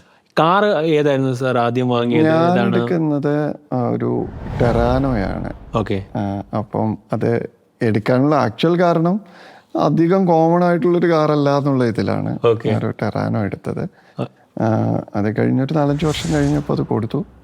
പിന്നെ അത് കഴിഞ്ഞ് ഒരു ടൊയോട്ടയുടെ ഹൈ റൈഡർ എടുത്തു. ശേഷം അങ്ങനെയാണ് ഇപ്പം ഹൈ റൈഡറിലാണ് യാത്ര എന്ന് പറയുന്നത്. ഫ്ലാറ്റ് ആണോ വീടാണോ കൂടുതൽ പ്രിഫർ ചെയ്യുക? എനിക്ക് പേഴ്സണലി ഇഷ്ടം വീടാണ്, പക്ഷെ താമസിക്കുന്നത് ഫ്ലാറ്റിലാണ് ഇപ്പോൾ. എനിക്ക് കുറച്ചുകൂടി നേച്ചർ കണക്ഷൻ ഇഷ്ടമുള്ള കൂട്ടത്തിലാണ്, ഗാർഡനൊക്കെ ഇഷ്ടമുള്ള കൂട്ടത്തിലാണ്. പ്ലാന്റ്സ് ഭയങ്കര ഇഷ്ടമാണ്. അപ്പോൾ പ്ലാന്റ്സ് നടാനും എടുക്കാനൊക്കെ ഉള്ളൊരു സ്ഥലം വേണം എന്നുള്ളത് വീട്ടിലേ പറ്റത്തുള്ളൂ. വീടാണ് കുറച്ചും കൂടെ ഇഷ്ടമെന്ന് വീടാണ്. പിന്നെ ഇപ്പോഴത്തെ ഒരു ട്രെൻഡ് എന്ന് പറയുന്നത് ആക്ച്വലി ഈ ഫോൺ യൂസേജ് വളരെ കൂടിയൊരു ടൈമാണ്. അത് പ്രത്യേകിച്ച് ഐഫോൺ യൂസേജ് കൂടുന്നൊരു പീക്ക് ടൈമാണ്. ഐഫോൺ എന്ന് പറഞ്ഞാൽ 1.5 ലക്ഷം 2 ലക്ഷം രൂപയുടെ ഐഫോൺ എന്ന് പറയുന്നത് EMI എടുക്കുന്ന ഒരു കാലഘട്ടമാണ്. അതായത് 70% ഐഫോൺ സെയിൽസും EMIയിലാണ്. ഞാൻ സാറിന് ഒരു വീഡിയോ ഒന്ന് കാണിക്കുകയാണ്. ഈ വീഡിയോ എന്ന് പറയുന്നത് നമ്മുടെ നോർത്ത് ഇന്ത്യയിൽ ഒരു കുട്ടി ഐഫോൺ ഒരു ഫുൾ പേയ്മെന്റ് കൊടുത്ത്, ഒരു വൈറൽ കണ്ടന്റ് ആയിരുന്നു. അതായത് തേരിമ എന്നൊക്കെ പറഞ്ഞ മറ്റേ BGM ഒക്കെ ഇട്ട് അമ്മയുടെ സ്നേഹം എന്നാണ്. അമ്മ ഒരു പൂകെട്ടുകാരിയാണ് പാവം. ആ അമ്മ എവിടുന്നോ കടം വാങ്ങി 3 ദിവസം ഭക്ഷണം കഴിക്കാത്തതിന് കടം വാങ്ങിയ പൈസ കൊണ്ട് കൊടുത്ത് ഫുൾ പേയ്മെന്റ് കൊടുത്ത്, എനിക്ക് തോന്നുന്നു ആ 30% ഫുൾ പേയ്മെന്റ് കൊടുക്കുന്നതിൽ ഒരാൾ ഇവനാണെന്ന് ഞാനിപ്പോൾ ഓർക്കുകയായിരുന്നു. അപ്പം ഇങ്ങനെ കടം വാങ്ങിച്ചിട്ട് ഐഫോൺ വാങ്ങുന്ന ഒരു കൾച്ചറാണ് ഇപ്പോൾ ഉള്ളത്. അതിന് മെയിൻ കാരണം എന്ന് പറഞ്ഞാൽ എൻ്റെ ഒരു ഫ്രണ്ട്ഷിപ്പിന്റെ കൂട്ടത്തിൽ എൻ്റെ കയ്യിൽ ഐഫോൺ ഉണ്ടെങ്കിൽ ഞാൻ കിങ് ആണ്, എനിക്ക് നല്ല ഫോട്ടോ എടുക്കാൻ പറ്റും, നല്ല ഫോട്ടോ എടുക്കണമെങ്കിൽ കൂട്ടുകാർ എൻ്റെ കൂടെ നിൽക്കും എന്നുള്ളൊരു തോന്നലാണ്. അപ്പോൾ ഈ ഫ്രണ്ട്ഷിപ്പ് എന്നൊക്കെ പറയുന്ന ഐഫോണുമായിട്ട് ലിങ്ക് ചെയ്യുന്ന ഒരു കാലഘട്ടത്തിലാണ് ഉള്ളത്. Very bad. അപ്പം അതിനെ കുറിച്ചുള്ള സാറിന്റെ ഒരു അഭിപ്രായം? തീർച്ചയായിട്ടും ഇത് വളരെ മോശമാണ്. കാരണം നോക്കൂ, ഐഫോൺ ഇത് പ്രൊമോട്ട് ചെയ്യുന്ന ആളുകൾ ഇപ്പം അതിൽ കാണുമ്പോൾ തന്നെ അറിയാം ആരാണ് പ്രൊമോട്ട് ചെയ്യുന്നത്. ഒന്നുകിൽ ഐഫോണിന്റെ ആളുകളായിരിക്കും, അതല്ലെങ്കിൽ വ്ളോഗേഴ്സ് പോലത്തെ ആൾക്കാരായിരിക്കും. അവർ രണ്ടുപേരും ജീവിക്കാൻ വേണ്ടി ചെയ്യുന്ന ആൾക്കാരാണ്. പക്ഷെ അതിൽ ട്രാപ്ഡ് ആകുന്നത് സാധാരണ മനുഷ്യരാണ്. അപ്പോൾ ഞാൻ ശരിക്കും ഒരു ഐഫോൺ ഡിസേർവ് ചെയ്യുന്നുണ്ടോ, ആ ഒരു അസസ്മെന്റ് നമ്മൾ നടത്തേണ്ടതുണ്ട്. എനിക്ക് എന്ത് സാധനം വേണമെങ്കിലും ആഗ്രഹിക്കാം. ഓക്കെ, ഒരു കള്ളിലൻ ആഗ്രഹിക്കാം, അല്ലേ, അല്ലെങ്കിൽ ഏറ്റവും അഡ്വാൻസ്ഡ് ആയിട്ടുള്ള സ്പോർട്സ് കാർ ആഗ്രഹിക്കാം, ഫെറാറി, എന്തോ ആകാം, മസറട്ടി. പക്ഷേ അത് ഓൺ ചെയ്യാനുള്ള എബിലിറ്റി ഞാൻ ഡെവലപ്പ് ചെയ്യണ്ടേ, അത് ഞാൻ സ്വയം അക്വയർ ചെയ്യണ്ടേ, എനിക്ക് അതിനുള്ള ഒരു വരുമാനത്തിനുള്ള മാർഗം കൂടി കാണണ്ടേ. ചുമ്മാ സ്വപ്നം മാത്രം പോരല്ലോ, ആ സ്വപ്നം റിയലൈസ് ചെയ്യാനുള്ള കുറച്ച് എഫേർട്സ് കൂടി നമ്മുടെ ഭാഗത്തു നിന്ന് ഉണ്ടാവണം. അപ്പോൾ ഈ ഐഫോണിന്റെ കണ്ട ഒരു പ്രശ്നം, ഈവൻ 1.5 ലക്ഷം രൂപ എന്ന് പറയുന്നത് it's not a small amount അല്ലേ. ഒരു സാധാരണ ഗവൺമെന്റ് ജോലിക്കാരന് പോലും അഫോർഡ് ചെയ്യാൻ ബുദ്ധിമുട്ടുള്ളൊരു സാധനമാണ് ഐഫോൺ. അപ്പോൾ അങ്ങനെയുള്ളപ്പോൾ സാധാരണ കുട്ടികൾ എങ്ങനെ അഫോർഡ് ചെയ്യും? അല്ലെങ്കിൽ EMI എടുക്കുക, ആ പേരൻസിന് ശരിക്കും എത്ര ബുദ്ധിമുട്ടിക്കുന്നുണ്ടാകും. അത് ശരിക്കും അവരൊരു മനസ്സിലാക്കേണ്ട ഒരു കാര്യമാണ്. ഐഫോൺ സ്വപ്നം കാണുന്നതോ എടുക്കുന്നതോ തെറ്റല്ല, പ്രൊവൈഡഡ് സ്വയം അത് ഏൺ ചെയ്യാനുള്ള ഒരു ഇതുകൂടി ആകാതെ അത് എടുക്കുന്നതിൽ വലിയൊരു ഏറ്റവും മെയിൻ കാര്യം എന്ന് പറയുന്നത്, ഇപ്പം സ്പോർട്സ് ബൈക്ക് എടുക്കുന്ന ആളുകളുണ്ട്, EMI ഒക്കെ എടുത്തിട്ട് കുട്ടികൾ കരഞ്ഞ് കാല് പിടിച്ചൊക്കെ. അപ്പം സ്വന്തമായിട്ട് പെട്രോൾ അടിക്കാനും ഈ പറയുന്ന സാർ പറഞ്ഞ പോലെ സ്വന്തമായിട്ട് റീചാർജ് ചെയ്യാൻ പറ്റുന്ന കപ്പാസിറ്റിയുള്ള ആളുകൾ മാത്രമേ ഇത് ചെയ്യാവുള്ളൂ എന്നുള്ളതാണ് എനിക്ക് എൻ്റെ അഭിപ്രായം. തീർച്ചയായിട്ടും അങ്ങനെ തന്നെയാണ്. അപ്പം നല്ലൊരു ഹെൽത്തി റിലേഷൻ പോകണമെങ്കിൽ ഇത് മനസ്സിലാക്കാൻ ബുദ്ധിമുട്ടുള്ള കാര്യമൊന്നുമല്ല. പ്രത്യേകിച്ച് ഇന്നത്തെ കുട്ടികൾ വളരെയധികം അഡ്വാൻസ്ഡ് ആയിട്ടുള്ള ബുദ്ധിയുള്ള കാര്യങ്ങൾ നല്ല രീതിയിൽ അറിയുന്ന ആളുകളാണ്. ഒറ്റ പ്രശ്നമേ ഉള്ളൂ, ഈ നമ്മളെ ഡൈവേർട്ട് ചെയ്ത് വിടുന്ന, മിസ്ലീഡ് ചെയ്യുന്ന സാധനങ്ങളിൽ കുരുങ്ങി അതാണ് യാഥാർത്ഥ്യമെന്ന് ചിന്തിച്ച് പോകാതിരുന്നാൽ മാത്രം മതി. ചേട്ടാ, ഇപ്പോൾ ഈ സ്റ്റോക്ക് ഇൻവെസ്റ്റ്മെന്റ് അങ്ങനത്തെ കാര്യങ്ങളൊക്കെ ഈ ഗവൺമെന്റ് ആളുകൾ വളരെ കുറവാണുള്ളത്. അപ്പോൾ ആ ഒരു ഇൻവെസ്റ്റ്മെന്റ് മൈൻഡ് സെറ്റ്, അങ്ങനത്തെ ഒരു സ്റ്റോക്ക് മാർക്കറ്റ് കാര്യങ്ങളൊക്കെ, അതിനോടുള്ള അവയർനെസ് എങ്ങനെയാണ് ചേട്ടൻ അത് ചെയ്യാൻ? തീർച്ചയായിട്ടും ഈ സ്റ്റോക്ക് മാർക്കറ്റ് ഫീൽഡ് നമ്മൾ എല്ലാവരും അറിഞ്ഞിരിക്കേണ്ട ഒരു ഫീൽഡാണെന്നാണ് എൻ്റെ ഒരു പേഴ്സണൽ ഒപ്പീനിയൻ. അതെന്തുകൊണ്ടാണെന്ന് വെച്ച് കഴിഞ്ഞാൽ, ഇപ്പം നമ്മൾ പലപ്പോഴും വിചാരിക്കുക സ്റ്റോക്ക് മാർക്കറ്റിൽ ഇൻവെസ്റ്റ് ചെയ്യാൻ വലിയ തുക വേണം. വേണ്ട, നമുക്ക് ചെറിയ തുക മതി, 100 രൂപ വെച്ച് ഇൻവെസ്റ്റ് ചെയ്താൽ മതി. പക്ഷേ 100 രൂപ ഇൻവെസ്റ്റ് ചെയ്യുമ്പോൾ നമ്മൾ ആ ഒരു ഡൊമൈൻ പഠിക്കുമെന്നുള്ളതാണ്. ഇപ്പോൾ തന്നെ സോഷ്യൽ മീഡിയയിൽ കണ്ടിട്ടുള്ള എന്താ മം ട്രേഡേഴ്സോ അങ്ങനെ എന്തോ ഒരു ഇൻസ്റ്റയിൽ ഒരു ചാനൽ ഞാൻ കണ്ടിട്ടുണ്ട്. കുറച്ച് ഹൗസ് വൈഫ്സും അതുപോലെ ഹൗസ് വൈഫ്സിന് മാത്രം അഡ്വൈസ് കൊടുക്കുന്ന ഒരു ഗ്രൂപ്പ് ഞാൻ കണ്ടിട്ടുണ്ട്. അപ്പം അവർക്ക് എല്ലാവർക്കും ചെയ്യാൻ പറ്റുന്ന ഒരു ഡൊമൈനാണെന്നുള്ളതാണ് അഡ്വാൻറ്റേജ്. സ്ത്രീകൾ ശരിക്കും ട്രേഡിങ്ങിൽ എക്സൽ ചെയ്യുന്ന പലപ്പോഴും കണ്ടിട്ടുണ്ട് ആണുങ്ങളെക്കാൾ കൂടുതൽ. കാരണം ആണുങ്ങൾ കുറച്ചുകൂടി റിസ്ക് എടുക്കുന്ന, കുറച്ചുകൂടി അംബീഷ്യസ് ആയിട്ട് റിസ്ക് അസസ് ചെയ്യാതെ എടുത്തു ചാടുന്ന തരത്തിൽ തീരുമാനം എടുക്കുന്നതായിട്ട് കണ്ടിട്ടുണ്ട്. പക്ഷെ സ്ത്രീകൾ അങ്ങനെയല്ല, അവർ കുറച്ചുകൂടി കാൽക്കുലേറ്റഡ് ആയിട്ട് കുറച്ചുകൂടി കോഷ്യസ് ആയിട്ട് ചെയ്യുന്ന കണ്ടിട്ടുണ്ട്. കുട്ടികൾ നല്ല രീതിയിൽ നല്ല രീതിയിൽ ചെയ്യുന്ന കുട്ടികളുണ്ട്. അപ്പം ഇതിൻ്റെ ഒരു പോസിബിലിറ്റി എന്താണെന്നുള്ളതാണ്. ഇപ്പം എനിക്കൊരു പോക്കറ്റ് മണി, ഫോർ എക്സാമ്പിൾ ഞാനൊരു 10 വയസ്സുകാരനാണ്, 12 വയസ്സുകാരന്, എനിക്ക് വർഷം 1000 രൂപ പോക്കറ്റ് മണിയിൽ മാറ്റി വെക്കാവുന്നതുണ്ടെന്ന് വിചാരിക്കാം. ഈ 1000 രൂപ നിങ്ങൾ 25 വയസ്സാവുമ്പോൾ അതിൻ്റെ ഒരു വാല്യൂ എന്ന് പറയുന്നത് നിങ്ങൾക്ക് സ്വപ്നം കാണാൻ പറ്റാത്ത അത്ര വലുതായിരിക്കും. അതാണ് ഇതിൻ്റെ ഒരു പോസിബിലിറ്റി. ഒരു കാരണവശാലും കുടുക്കയിലിടരുത്. അത് അപ്പം തന്നെ കാശാക്കി മാറ്റുക, അത് ഇൻവെസ്റ്റ് ചെയ്യുക. മൊബൈൽ ഫോണിൽ നമുക്ക് ചെയ്യാമല്ലോ, എത്രയോ മൊബൈൽ ആപ്ലിക്കേഷൻസ് ഉണ്ട്, automatically you can do that. ഒരു വെൽത്ത് മാനേജ്മെന്റിൽ ഈ പറഞ്ഞ ഇൻവെസ്റ്റ്മെന്റ് ഒരു വലിയ പോസിബിലിറ്റി ഉള്ള ഒരു കുട്ടികൾ നിർബന്ധമായിട്ട് പഠിക്കേണ്ട ഒരു മേഖലയാണ്. പക്ഷെ അതിൻ്റെ അകത്തൊരു റിസ്ക് അഗൈൻ ഉണ്ട്. ഇതിൻ്റെ അത് ഇൻവെസ്റ്റ് ചെയ്യുന്ന ലാർജ് നമ്പർ ഓഫ് ആളുകൾക്ക് കാശ് നഷ്ടപ്പെടുന്നുണ്ട്. അതിന്റെ കാരണം ഈ പറയുന്നത് പോലെ ഏതിൽ ഇൻവെസ്റ്റ് ചെയ്യുന്നു, എങ്ങനെ ഇൻവെസ്റ്റ് ചെയ്യുന്നു എന്നുള്ളതൊക്കെയാണ്. അപ്പോൾ റിസ്ക് ഏറ്റവും കുറവുള്ള ഇൻവെസ്റ്റ്മെന്റ് തുടങ്ങി സബ്ജക്റ്റ് പഠിച്ചതിന് ശേഷം പതിയെ വലിയ എമൗണ്ടിലേക്ക് പോകുക എന്നുള്ളതായിരിക്കും. ഒരു കോഷ്യസ് അപ്രോച്ച് എടുക്കണമെന്ന് മാത്രമേ ഉള്ളൂ. യെസ്, അപ്പോൾ ഇതാണ് വെൽത്ത് മാനേജ്മെന്റിനെ കുറിച്ച് നമുക്ക് ടോട്ടലി പറയാനുള്ളൊരു കാര്യം. കുട്ടികൾക്ക് വലിയ പോസിബിലിറ്റി ഉള്ള ഒരു ഏരിയ ആണ്. തീർച്ചയായിട്ടും അവർക്കൊരു എക്സ്പോഷർ കൊടുക്കേണ്ട ഒരു മേഖലയാണ്, സാധ്യത ഉണ്ട്. ഇപ്പം ഈ ഒരു ടിപ്സ് എന്നൊക്കെ പറയുന്ന സമയത്ത് എനിക്ക് ചോദിക്കാനുള്ള ഒരു കാര്യമാണ്, ചേട്ടൻ 20 വയസ്സിൽ നിന്ന് 30 വയസ്സിലെത്തിയപ്പം 30 വയസ്സിൽ മനസ്സിലാക്കി ഏതെങ്കിലുമൊക്കെ കാര്യം ഞാൻ 20 വയസ്സിൽ മനസ്സിലാക്കിയിരുന്നെങ്കിൽ എനിക്ക് ലൈഫ് കുറച്ചും കൂടെ ബെറ്റർ ആകാമെന്ന് തോന്നിയ എന്തെങ്കിലുമൊക്കെ ടിപ്സ്, കാര്യം 20 ഏജ് ഗ്രൂപ്പുള്ള ആളുകൾ ഇത് എന്തായാലും കുറേ പേര് കാണുന്നുണ്ടാവും, അങ്ങനെ മനസ്സിലാക്കിയ കുറച്ച് കാര്യങ്ങളൊന്നും എനിക്ക് തോന്നുന്നു പറഞ്ഞ ഓൾമോസ്റ്റ് എല്ലാ കാര്യവും ഇത് ഈ ഒരു കാറ്റഗറി വരുന്നതാണ്. ഇപ്പൊ ഉദാഹരണത്തിന് ഇപ്പൊ ഇൻവെസ്റ്റ്മെന്റിന്റെ കാര്യം പറഞ്ഞു. ഞാൻ ആക്ച്വലി ആലോചിക്കുന്നത് ഇന്ന് എനിക്ക് അറിയുന്ന കാര്യം ഞാൻ സർവീസിൽ കയറിയ കാലത്തെങ്കിലും അറിഞ്ഞിരുന്നെങ്കിൽ എത്ര നന്നായിരുന്നു എന്ന് ഞാൻ ആലോചിക്കാറുണ്ട്. ഓക്കെ, അപ്പൊ ഇൻവെസ്റ്റ്മെന്റ് വലിയ ഒരു സാധ്യതയുള്ളൊരു മേഖലയാണ്. ഇപ്പം എഡ്യൂക്കേഷന്റെ ഒരു അഡ്വാൻറ്റേജ് എന്താ? നമ്മുടെ കാലത്ത് നമുക്ക് വളരെ ലിമിറ്റഡ് ഫീൽഡുകളെ ഉണ്ടായിരുന്നുള്ളൂ, ഡൊമൈൻസ് ഉണ്ടായിരുന്നുള്ളൂ. ഇപ്പൊ ഡൊമൈൻ ഒരു പ്രോബ്ലം അല്ല. അതുപോലെ തന്നെയായിരുന്നു പണ്ട് കാലം, മിഡീവൽ ടൈമിൽ ഉണ്ടായിരുന്ന ആളുകൾ എന്ന് പറഞ്ഞാൽ മൾട്ടി ഡിസിപ്ലിനിലെ എക്സ്പേർട്സ് ആയിരുന്നു. നമ്മളുണ്ടായിരുന്ന കാലത്ത് അല്ലെങ്കിൽ ഈ കഴിഞ്ഞ കുറേ കാലങ്ങളിൽ ഇത് ഒരു ഡൊമൈനിൽ മാത്രമായിട്ട് ചുരുങ്ങിപ്പോയി. ഇപ്പോൾ അത് വീണ്ടും തിരിച്ച് മൾട്ടി ഡിസിപ്ലിനറി ആയിട്ട് മാറുന്ന ഒരു കാഴ്ചയുണ്ട്. ഉദാഹരണത്തിന് എഞ്ചിനീയർ ആയിട്ടിരുന്ന ഒരാൾ മെഡിക്കൽ ഫീൽഡിലേക്ക് പോകുന്നു. ബിടെക് കഴിഞ്ഞ് MBBS എടുത്ത ആളെയും MBBS കഴിഞ്ഞ് ബിടെക് എടുത്ത ആളെയും പേഴ്സണലി എനിക്ക് പരിചയമുണ്ട്. ഓക്കെ, അപ്പോൾ അത് എന്തുകൊണ്ടാണ് നമുക്ക് പണ്ട് ആലോചിക്കാൻ പറ്റാത്തൊരു കാര്യമല്ലേ അത്. ഇവിടുന്ന് ബിടെക് പഠിച്ചിട്ട് ഓസ്ട്രേലിയയിൽ പോയി അവിടെ പോയി നഴ്സിംഗ് പഠിച്ച, ജോബ് ഓപ്പർച്യൂണിറ്റി മാത്രം കണ്ടിട്ട് നഴ്സിംഗ് അവിടെ പഠിച്ച് നഴ്സായ ആളെ എനിക്കറിയാം. അപ്പോൾ ഞാൻ പറഞ്ഞു വരുന്നത് ഈ ഡിഫറെൻറ്റ് ഡൊമൈൻസിലേക്ക് ആളുകൾ ജമ്പ് ചെയ്യുന്ന പോസിബിലിറ്റീസ് കണ്ടിട്ടാണ്. അപ്പോൾ അതിന് നമുക്ക് ചെയ്യാവുന്നത് നമ്മുടെ സ്കിൽ സെറ്റ്സ് എവിടെയാണ്, എൻ്റെ പാഷൻ എവിടെയാണെന്ന് തിരിച്ചറിഞ്ഞിട്ട് ആ ഒരു ഡൊമൈൻ കൂടുതലായിട്ട് എക്സ്പ്ലോർ ചെയ്യുകയും ഇതിലേക്ക് ലിങ്ക് ചെയ്യുകയും ചെയ്യുകയാണ്. ഇപ്പോൾ ഉദാഹരണത്തിന് ഒരു ആർട്ടിസ്റ്റാണ്, അയാൾക്ക് എങ്ങനെ AI അയാളുടെ ആർട്ടിലേക്ക് കൊണ്ടുവരാൻ പറ്റുമെന്ന് പഠിച്ചാൽ, ഇപ്പം ഒരു ഡോക്ടറാണ്, അയാൾക്ക് അഗെയിൻ ആർട്ടിഫിഷ്യൽ ഇൻ്റലിജൻസിൻ്റെ ആപ്ലിക്കേഷൻസ് എന്താണ് എന്നും മനസ്സിലാക്കാൻ പറ്റുകയാണെങ്കിൽ ഇതിനൊരു വലിയ പോസിബിലിറ്റിയാണ്. ഇപ്പോൾ നിങ്ങൾക്ക് മുന്നിൽ വലിയ സാധ്യതകളുണ്ട്. നോളജ് നിങ്ങളുടെ ഫിംഗർ ടിപ്പിൽ കിട്ടും. നിങ്ങൾക്ക് ഇഷ്ടമുള്ള ഡൊമൈൻ ഏതായാലും കുഴപ്പമില്ല, ഡൊമൈൻ കണ്ടുപിടിക്കണം. ആ ഡൊമൈനിൽ നിങ്ങൾ എക്സ്പേർട്ട് ആകണം. അതിനുള്ള എല്ലാ സാധനങ്ങളും നിങ്ങളുടെ കൺമുന്നിലുണ്ട്.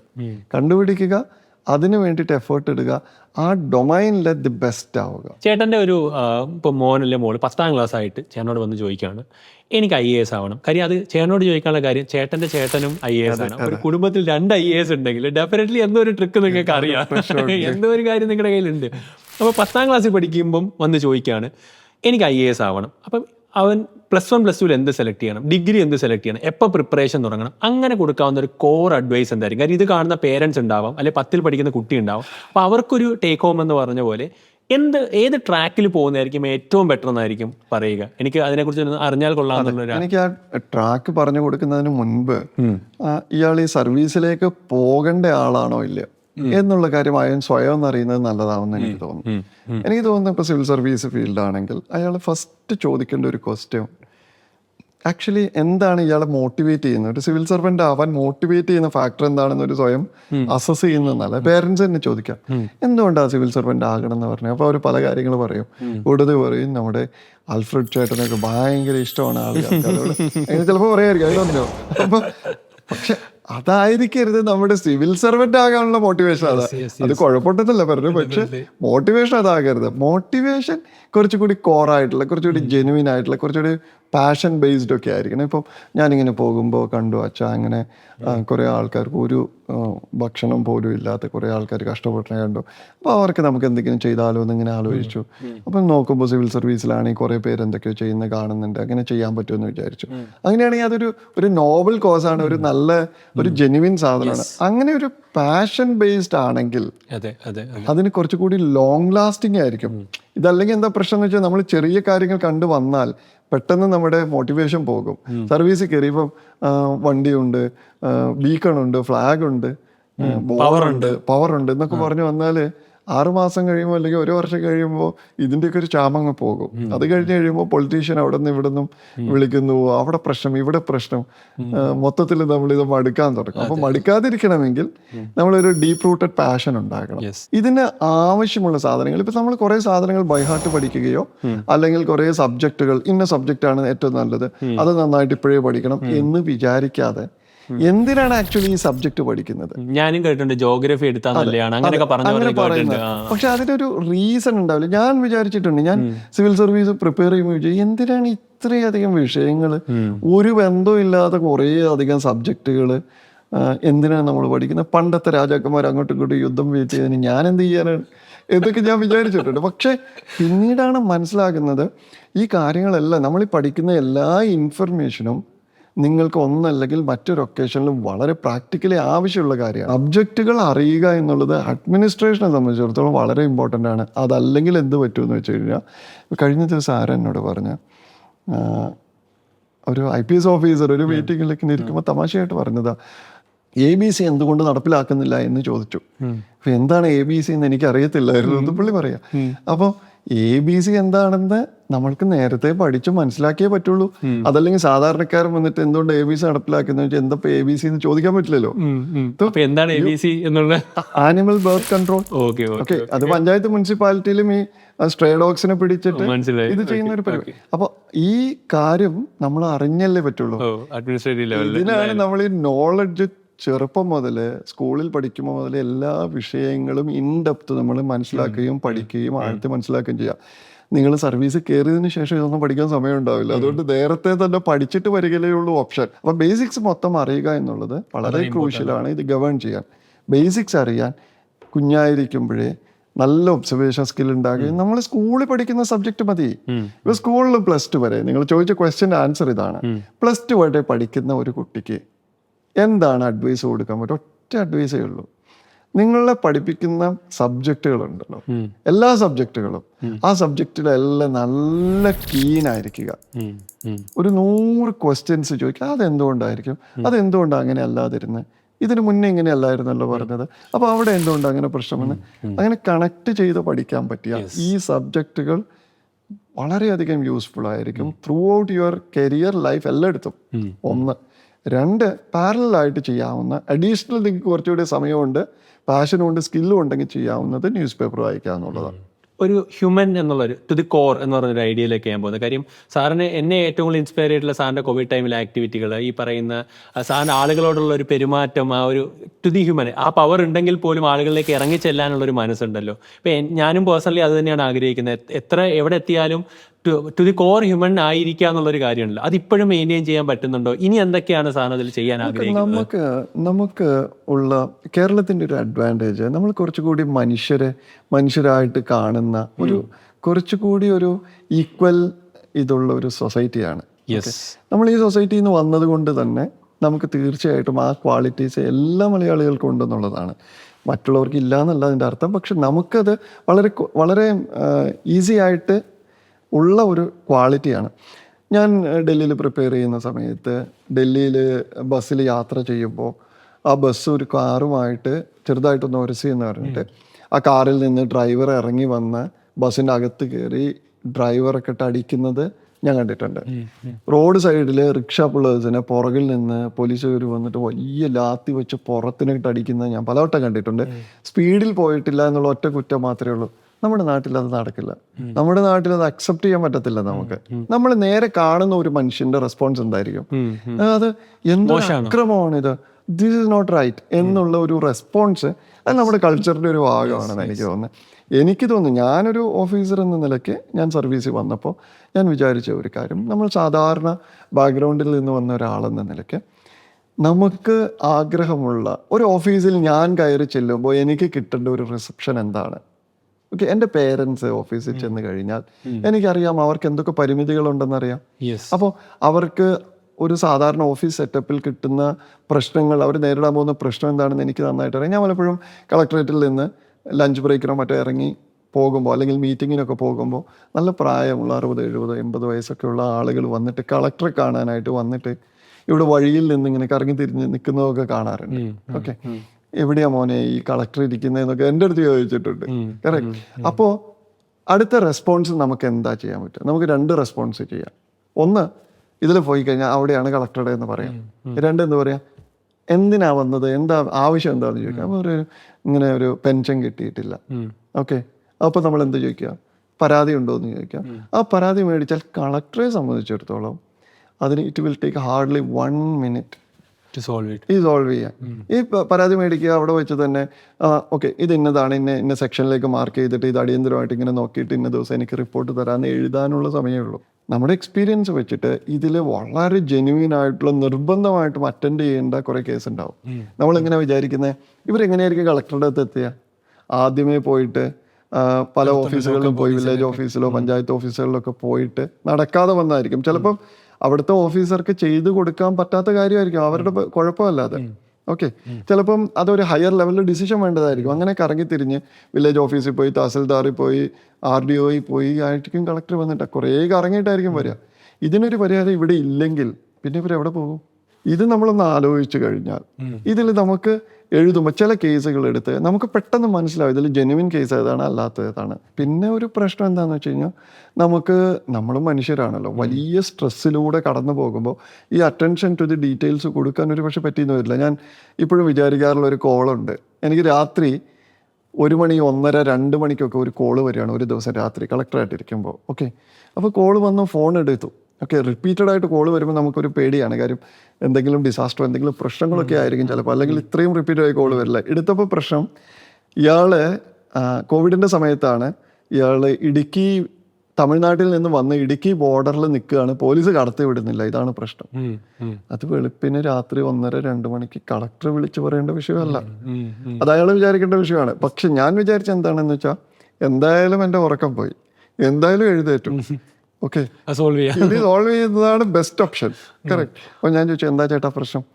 സാർ, എന്നെ ഇങ്ങനെ ഒരു ആവശ്യത്തിന് വന്നതാണ്, എന്നെ ഇവിടുന്ന് കടത്തി വിടുന്നില്ല, ഇടുക്കി ചെക്ക് പോസ്റ്റിലാണ്. ഞാൻ പറഞ്ഞു, ഇടുക്കി ചെക്ക് പോസ്റ്റും പത്തനംതിട്ട ജില്ലാ കളക്ടറും തമ്മിൽ എന്താ ബന്ധം? അല്ല സാർ, പത്തനംതിട്ട കളക്ടറുടെ പെർമിഷൻ വേണമെന്നാണ് പറയുന്നത്. ശരി, പത്തനംതിട്ട കളക്ടർക്ക് നിങ്ങൾ അപേക്ഷ കൊടുത്തിട്ടുണ്ടോ പെർമിഷൻ തരാൻ? ഇല്ല സാർ, അപേക്ഷ കൊടുത്തിട്ടില്ല. അപേക്ഷ കൊടുക്കാതെ ഞാൻ എങ്ങനെ നിങ്ങൾക്ക് അതിന് പെർമിഷൻ തരും? സാർ, അപേക്ഷ കൊടുക്കണമെന്ന് എനിക്ക് അറിയില്ലായിരുന്നു. അത് രാത്രി 2 മണിക്കാണോ ചേട്ടാ പറയേണ്ടത്? സോ ഇങ്ങനൊരു പ്രോബ്ലം ഉണ്ട്. ഫൈനലി ഞാൻ വിചാരിച്ചു ഇത് ഇയാളുടെ അടുത്ത് ഇനി അപേക്ഷ കൊടുക്കണമായിരുന്നു എന്ന് പറഞ്ഞ് കട്ട് ചെയ്യാം. ഞാൻ പറഞ്ഞു, ഒരു കാര്യം ചെയ്യും, നിങ്ങൾ പോലീസുകാരനൊന്ന് ഫോൺ കൊടുക്കും, ഞാൻ അയാളോടൊന്ന് സംസാരിച്ച് നോക്കാമെന്ന് പറഞ്ഞു. എന്നിട്ട് അയാളോട് ഞാൻ പറഞ്ഞു, നിങ്ങൾ വിശ്വസിക്കുമെന്ന് എനിക്കറിയത്തില്ല, ആക്ച്വലി ഞാൻ പത്തനംതിട്ട കളക്ടറാണ്.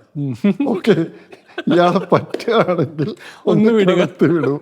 കാരണം ഇയാൾ അപേക്ഷിച്ചാലേ എനിക്ക് പെർമിഷൻ തരാൻ പറ്റത്തുള്ളൂ. ഇയാൾ അപേക്ഷിച്ചിട്ടില്ല. ഓക്കെ, നിങ്ങൾക്ക് കാരണം അയാളുടെ പേഴ്സണൽ ഫോണിൽ നിന്ന് അയാൾ ഡയൽ ചെയ്ത് തന്നിരിക്കുന്ന നമ്പർ അയാൾ നാട്ടുകാരെ ആരെങ്കിലും വിളിച്ചിട്ട് ഇത് കളക്ടറാന്ന് പറഞ്ഞു കൊടുത്താൽ പോലീസുകാരൻ എന്ത് പറയും? ഇയാൾ പോയി പണി നോക്കാൻ പറയും. അത് ചിലപ്പോൾ ഞാനും ചീത്ത കേൾക്കേണ്ടി വരും. അതുകൊണ്ടാണ് ഞാൻ അഡ്വാൻസ് ജാമ്യം എടുത്ത് പറഞ്ഞു, നിങ്ങൾ വിശ്വസിക്കുമെന്ന് എനിക്കറിയത്തില്ല എന്ന് പറഞ്ഞു. ഞാൻ പറഞ്ഞത് സിറ്റുവേഷൻ അനുസരിച്ച് നമുക്ക് ഡീല് ചെയ്യുക എന്നുള്ളത് ഇറ്റ്സ് ഇമ്പോർട്ടൻറ്റ്. അത് സാർ പറഞ്ഞു വരുന്നത് കൃത്യമായ ഓരോ കേസുകൾ മനസ്സിലാക്കി നമുക്ക് പറ്റുന്ന കേസുകൾ എന്തായാലും ചെയ്തു കൊടുക്കുക. കുറച്ചൊരു ഒരു മാനസിക പരിഗണന നമുക്ക് കൊടുക്കാൻ പറ്റുകയാണെങ്കിൽ it may not be possible in every occasion, പക്ഷെ പറ്റുന്നിടത്തോളം ചെയ്താൽ. ടൈം ട്രാവൽ എന്നൊരു സെഗ്മെന്റിലേക്കാണ് കിടക്കുന്നത്. അതിനകത്ത് ആക്ച്വലി കുറച്ച് ഫണ്ണി ആയിട്ടുള്ള ചോദ്യങ്ങളൊക്കെ തന്നെയാണ് ഉണ്ടാകുക. അതിൽ മെയിൻലി ഒരു ക്വസ്റ്റ്യൻ എന്ന് പറയുന്നത്, അതായത് ചിലപ്പോൾ മുമ്പോട്ട് പോകാനുള്ള അവസരം അല്ലെങ്കിൽ പുറകോട്ട് പോകാനുള്ള അവസരം കിട്ടിയാൽ എന്ത് ചെയ്യും എന്നുള്ളതാണ് ചോദ്യത്തിൻ്റെ മെയിൻ ഒരു ടൈം ട്രാവൽ സെഗ്മെന്റ് ഒരു മെയിൻ കാര്യം എന്ന് പറയുന്നത്. ഇപ്പോൾ ഒരു സ്റ്റുഡൻ്റ് ആയിരുന്നെങ്കിൽ ഏതായിരിക്കും UPSC എന്ത് ചെയ്യാൻ പറ്റില്ല, നമുക്ക് നോക്കാൻ പറ്റില്ല, അതല്ലാതെ ഏതായിരിക്കും പ്രിപ്പയർ ചെയ്യുക? പഠിക്കുന്ന സമയത്ത് ഏത് പ്രൊഫഷൻ ചൂസ് ചെയ്യുന്നതാണോ? പ്രൊഫഷൻ അല്ലെങ്കിൽ ഏതിന് പ്രിപ്പയർ ചെയ്യുന്നു? ലൈക്ക് ഇപ്പം MBBS പ്രിപ്പയർ ചെയ്യുക, അല്ലെങ്കിൽ എഞ്ചിനീയറിംഗ്, അല്ലെങ്കിൽ ഏതെങ്കിലും ഒരു സെഗ്മെന്റ് എടുക്കാൻ പറഞ്ഞു കഴിഞ്ഞാൽ ഏതായിരിക്കും അതർ ദാൻ UPSC? അല്ല, MBBS-ഉം എഞ്ചിനീയറിംഗും UPSC ഒന്നും ഞാൻ പ്രിപ്പയർ ചെയ്യത്തില്ല.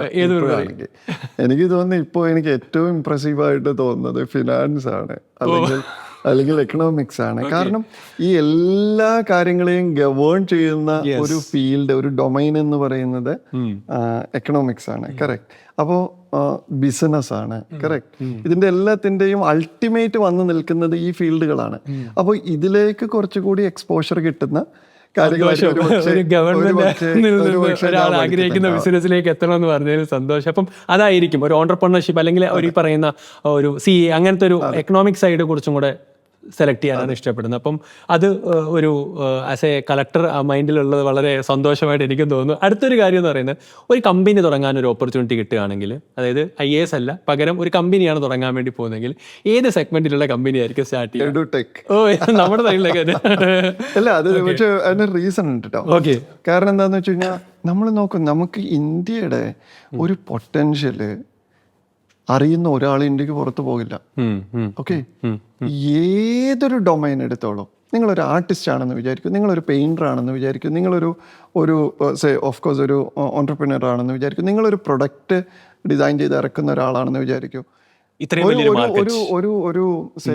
ഒരു ആക്ടർ ആണെന്ന് വിചാരിക്കും.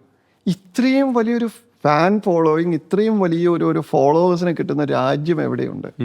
ഇത്രയും വലിയൊരു മാർക്കറ്റ് എവിടെയുണ്ട്? നിങ്ങൾ വളരെ ചെറിയൊരു പ്രൊഡക്റ്റ് ഇറക്കിയെന്ന് വിചാരിക്കോ, ആ പ്രൊഡക്റ്റിന്റെ കൺസ്യൂമേഴ്സ് എത്ര പേരാണെന്നൊന്ന് ആലോചിച്ച് നോക്കൂ. ഏറ്റവും നല്ല എക്സാമ്പിൾ ലേസ് ആണ്.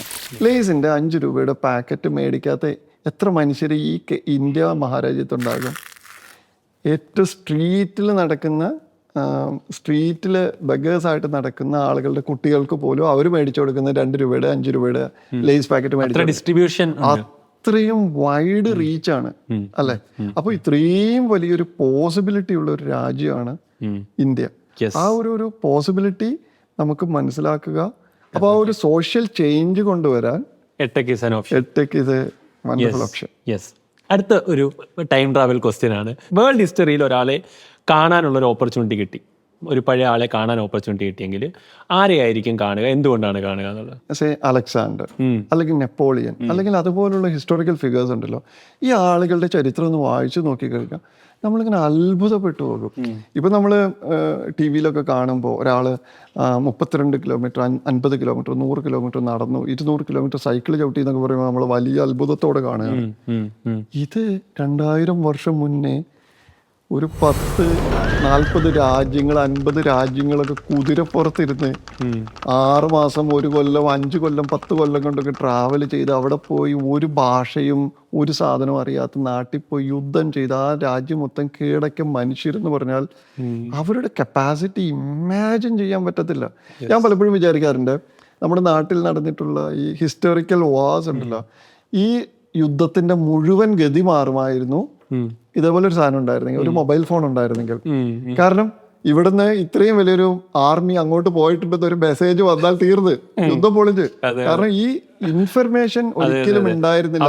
ട്രാവൽ ജേണിയൊക്കെ മനസ്സിലാക്കാൻ പറ്റിയെങ്കിലും നല്ലതായിരുന്നു. ഒരു രാജ്യത്ത് നിന്ന് ഒരു ആർമി പോകുന്നത് 2-3 മാസമൊക്കെ കഴിഞ്ഞിട്ടാണ് യുദ്ധസ്ഥലത്ത് ഇല്ല. എന്നിട്ട് അപ്പോഴും അത്രയും കാലം ഇവന്മാർക്ക് ഈ വിവരേ ഉണ്ടാവില്ല. ഇവരാരൊക്കെയാണ്, എവിടെ നിന്ന് വരുന്നത്, എത്ര പേരുണ്ട്, എങ്ങനെയാണ്, ഇതൊന്നും അറിയത്തില്ല. ഇനി അടുത്തൊരു കാര്യം എന്ന് പറയുന്നത്, പഴയ ഒരു നടന്ന ഏതെങ്കിലും സിനിമയില് ഒരു വില്ലൻ റോള് സാറിന് അഭിനയിക്കാനുള്ള അവസരം കിട്ടി, ഏത് സിനിമയായിരിക്കും ചൂസ് ചെയ്യുക, ഏത് വില്ലനായിരിക്കും അതിനകത്ത് സെലക്ട് ചെയ്യുക? നമ്മുടെ ഒരു പക്ഷേ കൊച്ചിൻ ഹനീഫ ആയിരിക്കും കിരീടത്തില്. അതൊരു ഭയങ്കര കോമഡി ക്യാരക്ടർ അല്ലേ, ഇഷ്ടം തോന്നുന്ന ഒരു ഭയങ്കര രസകരമായ ഒരു വില്ലനാണ്. ഭയങ്കര പേടിത്തൊണ്ടരായ എന്നാൽ വില്ലനാണെന്ന് സ്വയം വിചാരിക്കുന്ന മോഹൻലാലിന്റെ കൂടെ നടക്കുന്ന. അടിപൊളി. അപ്പൊ അതുകൊണ്ട് സ്നേഹം തോന്നുന്നതുകൊണ്ടാണ് സെലക്ട് ചെയ്തിട്ടുള്ളത്. അല്ല, അതൊരു ക്യൂട്ട് ക്യാരക്ടറായിട്ടാണ്. നമുക്കെല്ലാവർക്കും വില്ലൻ എന്ന് പറഞ്ഞ ഒരു നെഗറ്റീവ് ക്യാരക്ടർ അല്ലേ, പക്ഷെ നമുക്ക് കൊച്ചിൻ ഹനീഫയുടെ വില്ലൻ എന്ന് പറഞ്ഞ ഒരിക്കലും ദേഷ്യം തോന്നുന്ന ഒരു വില്ലൻ. ഫ്രണ്ടേ നടക്കുന്ന പറയുന്ന ഒച്ചയും ബഹളം മാത്രമേ ഉള്ളൂ. ആക്ച്വലി അയാളെ കൊണ്ട് ദ്രോഹമൊന്നുമില്ല എന്നുള്ളൊരു ഇതുണ്ട്. സന്തോഷം. അപ്പം അടുത്തൊരു സെഗ്മെന്റ് എന്ന് പറയാം സാർ, ദിസ് ഓർ ദാറ്റ് എന്നുള്ളത്, ഇതിൽ ഏതാണെന്നുള്ളതാണ് സാറ് സെലക്ട് ചെയ്യേണ്ടത്. അതിൽ ആദ്യത്തെ ഈ സാറിൻ്റെ ഒരു ഇമേജ് കാണിച്ചുകൊണ്ട് തന്നെയാണ് ഞാൻ ആ ചോദ്യത്തിലേക്ക് കടക്കുന്നത്. അതായത് ഈ പറയുന്ന പോലെ 2 ഇമേജുകളാണ്, ഹോഴ്സ് റൈഡിങ്ങും ബൈക്ക് റൈഡിങ്ങും. ഇതിൽ ഇപ്പം ഞാൻ റീസെൻ്റ് ആയിട്ടുള്ള സാറിൻ്റെ പോസ്റ്റുകളിലെല്ലാം ഹോഴ്സ് റൈഡിങ് നന്നായി കാണുന്നു, സാറ് വളരെ എൻജോയ് ചെയ്തത് ചെയ്യുന്നത് ഞാൻ കാണുന്നുണ്ട്. അപ്പം ഇതിൽ ഏതാണ് സാർ ഇഷ്ടപ്പെട്ട് ചെയ്യുന്നത്, ഏതായിരുന്നു കൂടുതൽ ഇപ്പം പ്രിഫർ ചെയ്യാൻ ആഗ്രഹിക്കുന്നത്? രണ്ടും ഭയങ്കര ഇഷ്ടമുള്ളത് കൂട്ടത്തിലാണ്. ഇത് നമുക്ക് എപ്പോൾ അവസരം കിട്ടുന്നു എന്നുള്ള അനുസരിച്ച് അത് ചെയ്യുന്നു എന്ന് മാത്രമേ ഉള്ളൂ. ഇപ്പം റീസെന്റ് വരാനുള്ള കാരണം ഇപ്പോൾ 2-3 പ്രാവശ്യം പോയ സ്ഥലങ്ങളിൽ ഹോഴ്സ് റൈഡിങ്ങിനുള്ള ഒരു അവസരം. നേരത്തെ പഠിച്ചിട്ടുണ്ടായിരുന്നു ഹോഴ്സ് റൈഡിങ്? നമ്മൾ IAS അക്കാഡമിയിൽ നമ്മൾ ട്രെയിൻഡ് ആണ്. അതുപോലെ തന്നെ ഞാൻ IFSന് പോയപ്പം IFS അക്കാഡമിയിലും ട്രെയിൻഡ് ആണ്. അപ്പൊ അതുകൊണ്ട് ഹോഴ്സ് റൈഡിങ് അറിയാം. ഏറ്റവും കൂടുതൽ ഇഷ്ടം ഏതായിരിക്കും? ഒരു ഡോപ്പമിൻ റിലീസ് കിട്ടുന്ന ഇതിൽ ഏതിനാണ് ഏറ്റവും കൂടുതൽ? കാര്യം ഹോഴ്സ് പഴയതാണ്, ഇപ്പോഴാണ് ബൈക്ക്. അപ്പൊ ഇതിലേതായിരിക്കും? ഒരു ഗുണം എന്താന്ന് വെച്ച് കഴിഞ്ഞാൽ നമുക്ക് ഓപ്പർച്യൂണിറ്റി കുറവാണ്. എല്ലായിടത്തും ഹോഴ്സ് റൈഡിങ് കിട്ടൂല, എല്ലാ സമയത്തും കിട്ടൂല. അതിൽ തന്നെ നമുക്ക് നല്ല റൂട്ടും നല്ല എല്ലാം ഒത്തു കിട്ടിയ റയറായിട്ട് കിട്ടുന്ന ഒരു ഒക്കേഷനാണ്. അതുകൊണ്ട് തന്നെ കുറച്ച് എക്സൈറ്റ്മെന്റ് കൂടുതലായിരിക്കും. പക്ഷെ ബൈക്ക് റൈഡ് അതുപോലെ തന്നെയാണ്. നല്ലൊരു റൂട്ടാണെങ്കിൽ, നല്ലൊരു ടൈം ആണെങ്കിൽ, അങ്ങനെ ഒരു സ്ഥലത്ത് അങ്ങനെ ഒരു സമയത്ത് ബൈക്ക് കിട്ടിയ ഭയങ്കര രസമാണ്. ഓക്കെ. അപ്പം രണ്ടും ഇഷ്ടമാണ്. കൂടുതൽ സാറിന് ഈ പറയുന്ന പോലെ എന്നൊരു ഓപ്ഷൻ ഇല്ല സത്യത്തിൽ. ലൊക്കേഷൻ അനുസരിച്ച്. അടുത്തൊരു കാര്യം സാർ, കാർഡിയോ. സാർ ഫിറ്റ്നസ് കൂടുതൽ നോക്കുന്ന ആളാണ്. ഞാൻ കുറച്ച് സംസാരിച്ചപ്പോൾ എനിക്ക് മനസ്സിലാക്കിയ ഒരു കാര്യമാണ് ഫുഡ്, ബാക്കിയുള്ള കാര്യങ്ങൾ, ഡയറ്റ് എല്ലാം. കാർഡിയോ ആണോ അല്ലെങ്കിൽ വെയിറ്റ് ട്രെയിനിങ് ആണോ കൂടുതൽ ജിമ്മിൽ പോയാൽ ഇഷ്ടപ്പെടുന്നത് അല്ലെങ്കിൽ ചെയ്യുന്നത്? രണ്ടും. ഈ അഗെയിൻ ഫിറ്റ്നസിന്റെ കാര്യം വരുമ്പോൾ നമുക്ക് കുറേ അധികം കൺഫ്യൂഷൻസ് ഉണ്ടെന്ന് എനിക്ക് തോന്നുന്നു. ഇപ്പം നമ്മൾ ജിമ്മിൽ പോയി കഴിഞ്ഞാൽ വെയിറ്റ് എടുക്കുന്നതാണോ വേണ്ടത്, അതെയോ കാർഡിയോ ആണോ ആക്ച്വലി ചെയ്യേണ്ടത്? ശരിക്കും പറഞ്ഞു കഴിഞ്ഞാൽ നമുക്ക് ഈ പറയുന്ന എല്ലാം വളരെ എസെൻഷ്യൽ ആയിട്ടുള്ളതാണ്. നമുക്കറിയാത്തത് കൊണ്ടാണ് നമ്മൾ ചെയ്യാത്തത്. ഇപ്പോൾ ഉദാഹരണത്തിന് ഒരു പ്രായമായ ഒരാൾക്ക് കാലുമുട്ട് വേദനയാണ്. ഞാൻ എൻ്റെ ഓഫീസിൽ പറയാറുള്ള കാര്യമാണ് ഇത്. കാൽമുട്ട് വേദനയാണെന്ന് പറയും. ആക്ച്വലി കാലുമുട്ട് വേദനയുടെ കാര്യം എന്താ? മസിൽ അതിന് സഫീഷ്യൻ്റ് ആയിട്ടുള്ള ബോഡി വെയ്റ്റിനെ സപ്പോർട്ട് ചെയ്യാനുള്ള മസിൽ അല്ല എന്നുള്ളതാണ് ഒരു കാരണം. പല കാരണങ്ങളുണ്ട്, അതിലൊരു കാരണം അതാണ്. നമ്മുടെ പോസ്റ്റേഴ്സ് ശരിയല്ലാത്തത് കൊണ്ട് ബോഡിയിൽ വരുന്ന ഒത്തിരി പ്രശ്നങ്ങളുണ്ട്. അപ്പോൾ പോസ്റ്റേഴ്സ് നമുക്ക് കറക്റ്റ് ആക്കാം. നമുക്ക് പലപ്പോഴും സ്പ്രെയിൻ വരുന്നതും റിലേറ്റഡ് ആയിട്ടുള്ള കുറേയധികം പ്രശ്നങ്ങൾ വരുന്നത്, ഇതെല്ലാം മസിൽ റിലേറ്റഡ് ആയിട്ടുള്ള പ്രോബ്ലംസിനുള്ള പരിഹാരം എന്ന് പറയുന്നത് മസിൽ സ്ട്രെങ്തൻ ചെയ്യുക എന്നുള്ളത്. ഇപ്പം ഫിറ്റ്നസ്സിന് തന്നെ ഇപ്പം ജിമ്മിൽ പോയി കഴിഞ്ഞാൽ ഏറ്റവും കൂടുതൽ ആളുകൾ വർക്കൗട്ട് ചെയ്യുന്ന പാർട്ട് ഏതായിരിക്കും? ശ്രദ്ധിച്ചാൽ മനസ്സിലാവും. ഒന്നെങ്കിൽ ചെസ്റ്റ് ആയിരിക്കും, അല്ലെങ്കിൽ ബൈസെപ്സ് ആയിരിക്കും. റീസൺ, ഏറ്റവും വിസിബിൾ ആയിട്ടുള്ള പാർട്ട് അതാണ്. ഏറ്റവും റിസൾട്ട് ക്വിക്കായിട്ട് കിട്ടുന്നതും വിസിബിൾ ആയിട്ടുള്ള പാർട്ടും അതാണ്. ഏറ്റവും കുറവ് ചെയ്യുന്നത് ലെഗ് ആയിരിക്കും. പക്ഷെ ഏറ്റവും കൂടുതൽ ചെയ്യേണ്ട പാർട്ട് ലെഗാണ്. കാരണം കൈയിനേക്കാൾ കൂടുതൽ നമുക്ക് ആദ്യം വേണ്ടത്, കോംപ്രമൈസ് ചെയ്യേണ്ടാത്തത് നമ്മൾ നടക്കുന്നതാണ്, അല്ലേ?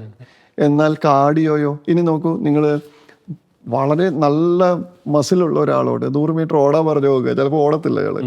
ഓക്കെ, അപ്പോൾ അയാളുടെ കാർഡിയോ സൈഡ് വീക്ക് ആയിരിക്കും ഒരു പക്ഷെ. കാർഡിയോ സൈഡും ഈക്വലി ഇമ്പോർട്ടൻ്റ് ആണ്. അപ്പോൾ ഇതിൽ ഏതാണ് ചെയ്യുന്നതെന്ന് ചോദിച്ചു കഴിഞ്ഞാൽ രണ്ടും ഈക്വലി ഇമ്പോർട്ടൻ്റ് ആണെന്നാണ് എൻ്റെ ലിമിറ്റഡ് നോളജ്. Yes, okay. അപ്പം അത് പറയുന്ന കൂടെ തന്നെ ഞാൻ ജസ്റ്റ് ഒരു കണ്ടിന്യൂഷൻ ആയിട്ട് ചോദിക്കുകയാണ്, ഡയറ്റ് എങ്ങനെയാണ്? ഡയറ്റ് റെഗുലേറ്റ് ചെയ്യണം, നിർബന്ധമാണ്. ഷുഗർ യൂസ് ചെയ്യാറുണ്ടോ? ഷുഗർ അവോയ്ഡ് ചെയ്യാൻ ശ്രമിക്കാറുണ്ട്, പക്ഷെ ചിലപ്പോൾ മധുരമിട്ട് കുടിക്കണം എന്ന് തോന്നുന്നത് നമ്മൾ കുടിക്കും. അപ്പൊ നമ്മൾ അവോയ്ഡ് ചെയ്ത് ശീലമാണെങ്കിൽ ഇട്ട് കുടിക്കാനും ഒരു ഓപ്ഷനും. എന്തെങ്കിലും ഡയറ്റ് പ്ലാൻ അങ്ങനെ മെയിൻറ്റെയിൻ ചെയ്യാറുണ്ടോ മൊത്തത്തില്? അങ്ങനെ പ്രത്യേകിച്ചില്ല, നമുക്കറിയുന്ന ജനറൽ ആയിട്ടുള്ള കാര്യങ്ങൾ മാത്രം. പക്ഷെ ഭക്ഷണം പൊതുവിൽ ഒന്ന് റെഗുലേറ്റ് ചെയ്യാൻ ശ്രമിക്കാറുണ്ട്. കാരണം ഒരു ജങ്ക് ഫുഡിന്റെ ഒരു സമയമാണ്. ജങ്ക് ഫുഡ് തീർച്ചയായിട്ടും ഒഴിവാക്കേണ്ട സാധനം തന്നെയാണ്, ഒരു സംശയവും വേണ്ട, ഒരു സംശയവും ഇല്ലാത്ത കാര്യമാണ്. കാരണം എന്താണെന്ന് വെച്ചാൽ ജങ്ക് ഫുഡിൽ നമുക്ക് കയറുന്ന കാലറീസ് എത്രയാണ് എന്നുള്ളത് ഏറ്റവും സിമ്പിളായിട്ടുള്ള ഉദാഹരണം നിർബന്ധമായിട്ട് ചെയ്യേണ്ട ഒരു എക്സാമ്പിൾ പറയാം.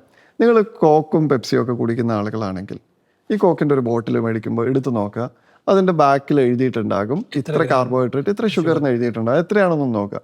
100 ml 13 or 14 grams ആണ്. കറക്റ്റ്. നമ്മൾ കുടിക്കുന്ന ഒരു 500 ml ഒരു ബോട്ടിൽ എടുക്കുക. കറക്റ്റ്. 500 ml ബോട്ടിൽ മേടിച്ച് ഫുള്ള് കുടിക്കുന്ന ഇഷ്ടംമാതിരി ആളുകളുണ്ട്. അപ്പോൾ അതിൽ നിങ്ങൾ എത്ര ഗ്രാം ഷുഗർ ആയിരിക്കും കഴിച്ചിട്ടുണ്ടാവുക? 75 gram അല്ലെങ്കിൽ 70 gram. ഈ 70 gram ഷുഗർ നിങ്ങളൊന്ന് ഒരു പേപ്പറിലൊന്ന് വെയ് ചെയ്തെടുത്തു നോക്കുക. അപ്പോഴാണ് നിങ്ങൾ ഞെട്ടുക. 70 gram ഷുഗർ എന്ന് പറഞ്ഞാൽ ഇത്രയും ഷുഗർ ഉണ്ടാകും. ഈ സാധനം നിങ്ങൾ ഒരു 500 ml വെള്ളത്തിലൊന്ന് മിക്സ് ചെയ്ത് നോക്കുക, മിക്സ് ആവില്ല. ഇത് തിളപ്പിച്ചാൽ മാത്രമേ മിക്സ് ആവുള്ളൂ. ഇനി വെറുതെ വെള്ളം എടുത്തിട്ട് 500 ml വെള്ളം വരുന്ന രീതിയിൽ ഒരു 750 ml എടുത്ത് തിളപ്പിക്കുമ്പോഴാണ് 500 കിട്ടുക. അതിൽ തിളപ്പിച്ച് ഷുഗർ കൂടി ആഡ് ചെയ്തിട്ട് ഈ വെള്ളം ഒരു പ്രാവശ്യം, നിങ്ങൾ ഒത്തിരി 500 ml പെപ്സി കുടിക്കുന്ന ആളല്ലേ, ഒരു പ്രാവശ്യം ഈ വെള്ളം ഈ തിളപ്പിച്ച് ഈ 75 gram ഷുഗർ ഇട്ട വെള്ളം കുടിച്ചു നോക്കും. അപ്പോഴാണ് നമുക്ക് മനസ്സിലാകുക നമ്മളിത് എത്ര ഷുഗറാണ് അൺനെസസറിലി കുടിച്ചുകൊണ്ടിരിക്കുക. ഇനി അത് കോക്കാകാം, പെപ്സി ആകാം, 7up ആകാം, അത് മൗണ്ടൻ ഡ്യൂ ആകാം, മിറാൻഡ ആകാം, എനി സോഫ്റ്റ് ഡ്രിങ്ക്. ഇനി ഫ്രഷ് ജ്യൂസ് എന്ന് പറയുന്ന ബോട്ടിലിൽ ജ്യൂസ് ഐറ്റംസ് വരും, മാസ പോലത്തെ, സ്ലൈസ് പോലത്തെ, ഇതിന്റെ എല്ലാത്തിന്റെ ബാക്കിൽ ഈ കാര്യം എഴുതിയിട്ടുണ്ട്. അപ്പോൾ ഇതിൽ നമ്മൾ ആഡ് ചെയ്യുന്ന, ഇനി ഒരു ചോക്ലേറ്റ് എടുത്ത് നോക്കൂ. ഇനി നമ്മൾ വിചാരിക്കും ചോക്ലേറ്റ് ഈസ് ഗുഡ്. ചോക്ലേറ്റിൽ ഇതേ കാര്യം നിങ്ങൾ എടുത്ത് നോക്കൂ. 100 gram ചോക്ലേറ്റിൽ ഇതിനേക്കാൾ കൂടുതലാണ് ഷുഗർ കണ്ടന്റ്. നിങ്ങൾ എടുക്കുന്ന 100 gram ഐസ്ക്രീം എടുത്ത് നോക്കൂ, അതിനേക്കാൾ കൂടുതലാണ് ഷുഗർ കണ്ടന്റ്. അപ്പം ഒരു പെപ്സിയും കുടിച്ചു, ഒരു ചോക്ലേറ്റും കഴിച്ചു, ഒരു ഐസ്ക്രീമും കഴിച്ചു, ഒരു ഷേക്കും കഴിച്ചു. You are actually spoiling your entire health. മൊത്തം damage. You are a doctor അല്ലേ, ഞാൻ നോട്ട് എ ഡോക്ടർ, പക്ഷെ നമുക്ക് വായിച്ച് മനസ്സിലാകുന്ന എക്സ്പേർട്സ് പറയുന്ന കുറച്ചും കൂടെ ഇൻസ്റ്റാഗ്രാമിൽ ഈ ഷുഗറിനെതിരെ ഒരു ട്രെൻഡ് കാര്യങ്ങളൊക്കെ വന്നു തുടങ്ങിയിട്ടില്ല, അങ്ങനെ എക്സ്ക്ലൂസീവ് ആയിട്ടുള്ള ചാനൽ. പക്ഷെ ആളുകൾ അത് കാണുന്നില്ല. അത് വളരെ വളരെ ഇമ്പോർട്ടൻ്റ് ആണ്. കാരണം നമ്മുടെ നാട്ടിൽ ഏറ്റവും കൂടുതലുള്ള രണ്ട് സ്ഥാപനങ്ങളുണ്ട്. ഒന്ന് ഹോട്ടൽ റെസ്റ്റോറൻറ്റ്സ്, 2 ഹോസ്പിറ്റൽസ്.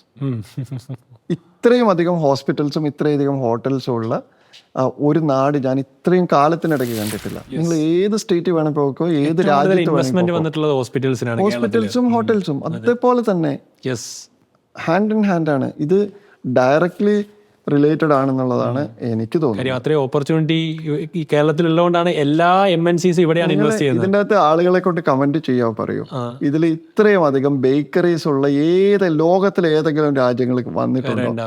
എനിക്ക് ചുമ്മാ അറിയാം. ഹോസ്പിറ്റലിന്റെ കാര്യം പറഞ്ഞുകൊണ്ടാണ് കേരളത്തിലെ എല്ലാ ഹോസ്പിറ്റലും ഇന്റർനാഷണൽ ഇൻവെസ്റ്റേഴ്സ് ഇൻവെസ്റ്റ് ചെയ്തതാണ് ഇപ്പൊ എല്ലാവരും നമ്മൾ ഇവിടുത്തെ കേരളത്തിലെ ഇതാണ് കാരണം. കാണുന്ന ഏത് ഹോസ്പിറ്റൽ കാര്യം ഹോസ്പിറ്റലുകൾ കേരളത്തിൽ അത്രയധികം വരാൻ കാര്യം ഈ ഒരു കാരണം ഇതാണ്. റെസ്റ്റോറന്റ് ചെയിൻസിന്റെ ഒരു ഓവർ ഇതുകൊണ്ട് തന്നെയാണ്. അല്ല, റെസ്റ്റോറൻറ്റ് ചെയിൻസ് വരുന്നത് നമ്മൾ പോയി കഴിക്കുന്നതുകൊണ്ടാണ്. യെസ് അതിന് ഡിമാൻഡ് ഉള്ളത് കൊണ്ടാണല്ലോ അവര് തുടങ്ങുന്നത്. കാര്യം ഞാനിപ്പോ ഓർക്കുന്നത്, ഞാൻ കോഴിക്കോടാണ്. കോഴിക്കോട് ഏത് പുതിയ റെസ്റ്റോറന്റ് വന്നാലും സക്സസ് ആണ്. കാര്യം അന്ന് അവിടെ നിൽക്കാൻ ഇല്ലാത്ത ആളുകൾ. ഇപ്പോൾ നമ്മുടെ ഒരു ട്രെൻഡ് അതല്ലേ, പുതിയ റെസ്റ്റോറന്റ് വന്നു നമ്മൾ ട്രൈ ചെയ്തോ, അത് ട്രൈ ചെയ്യേണ്ട വളരെ അത്യാവശ്യമാണെന്നുള്ള രീതിയിലാണ്.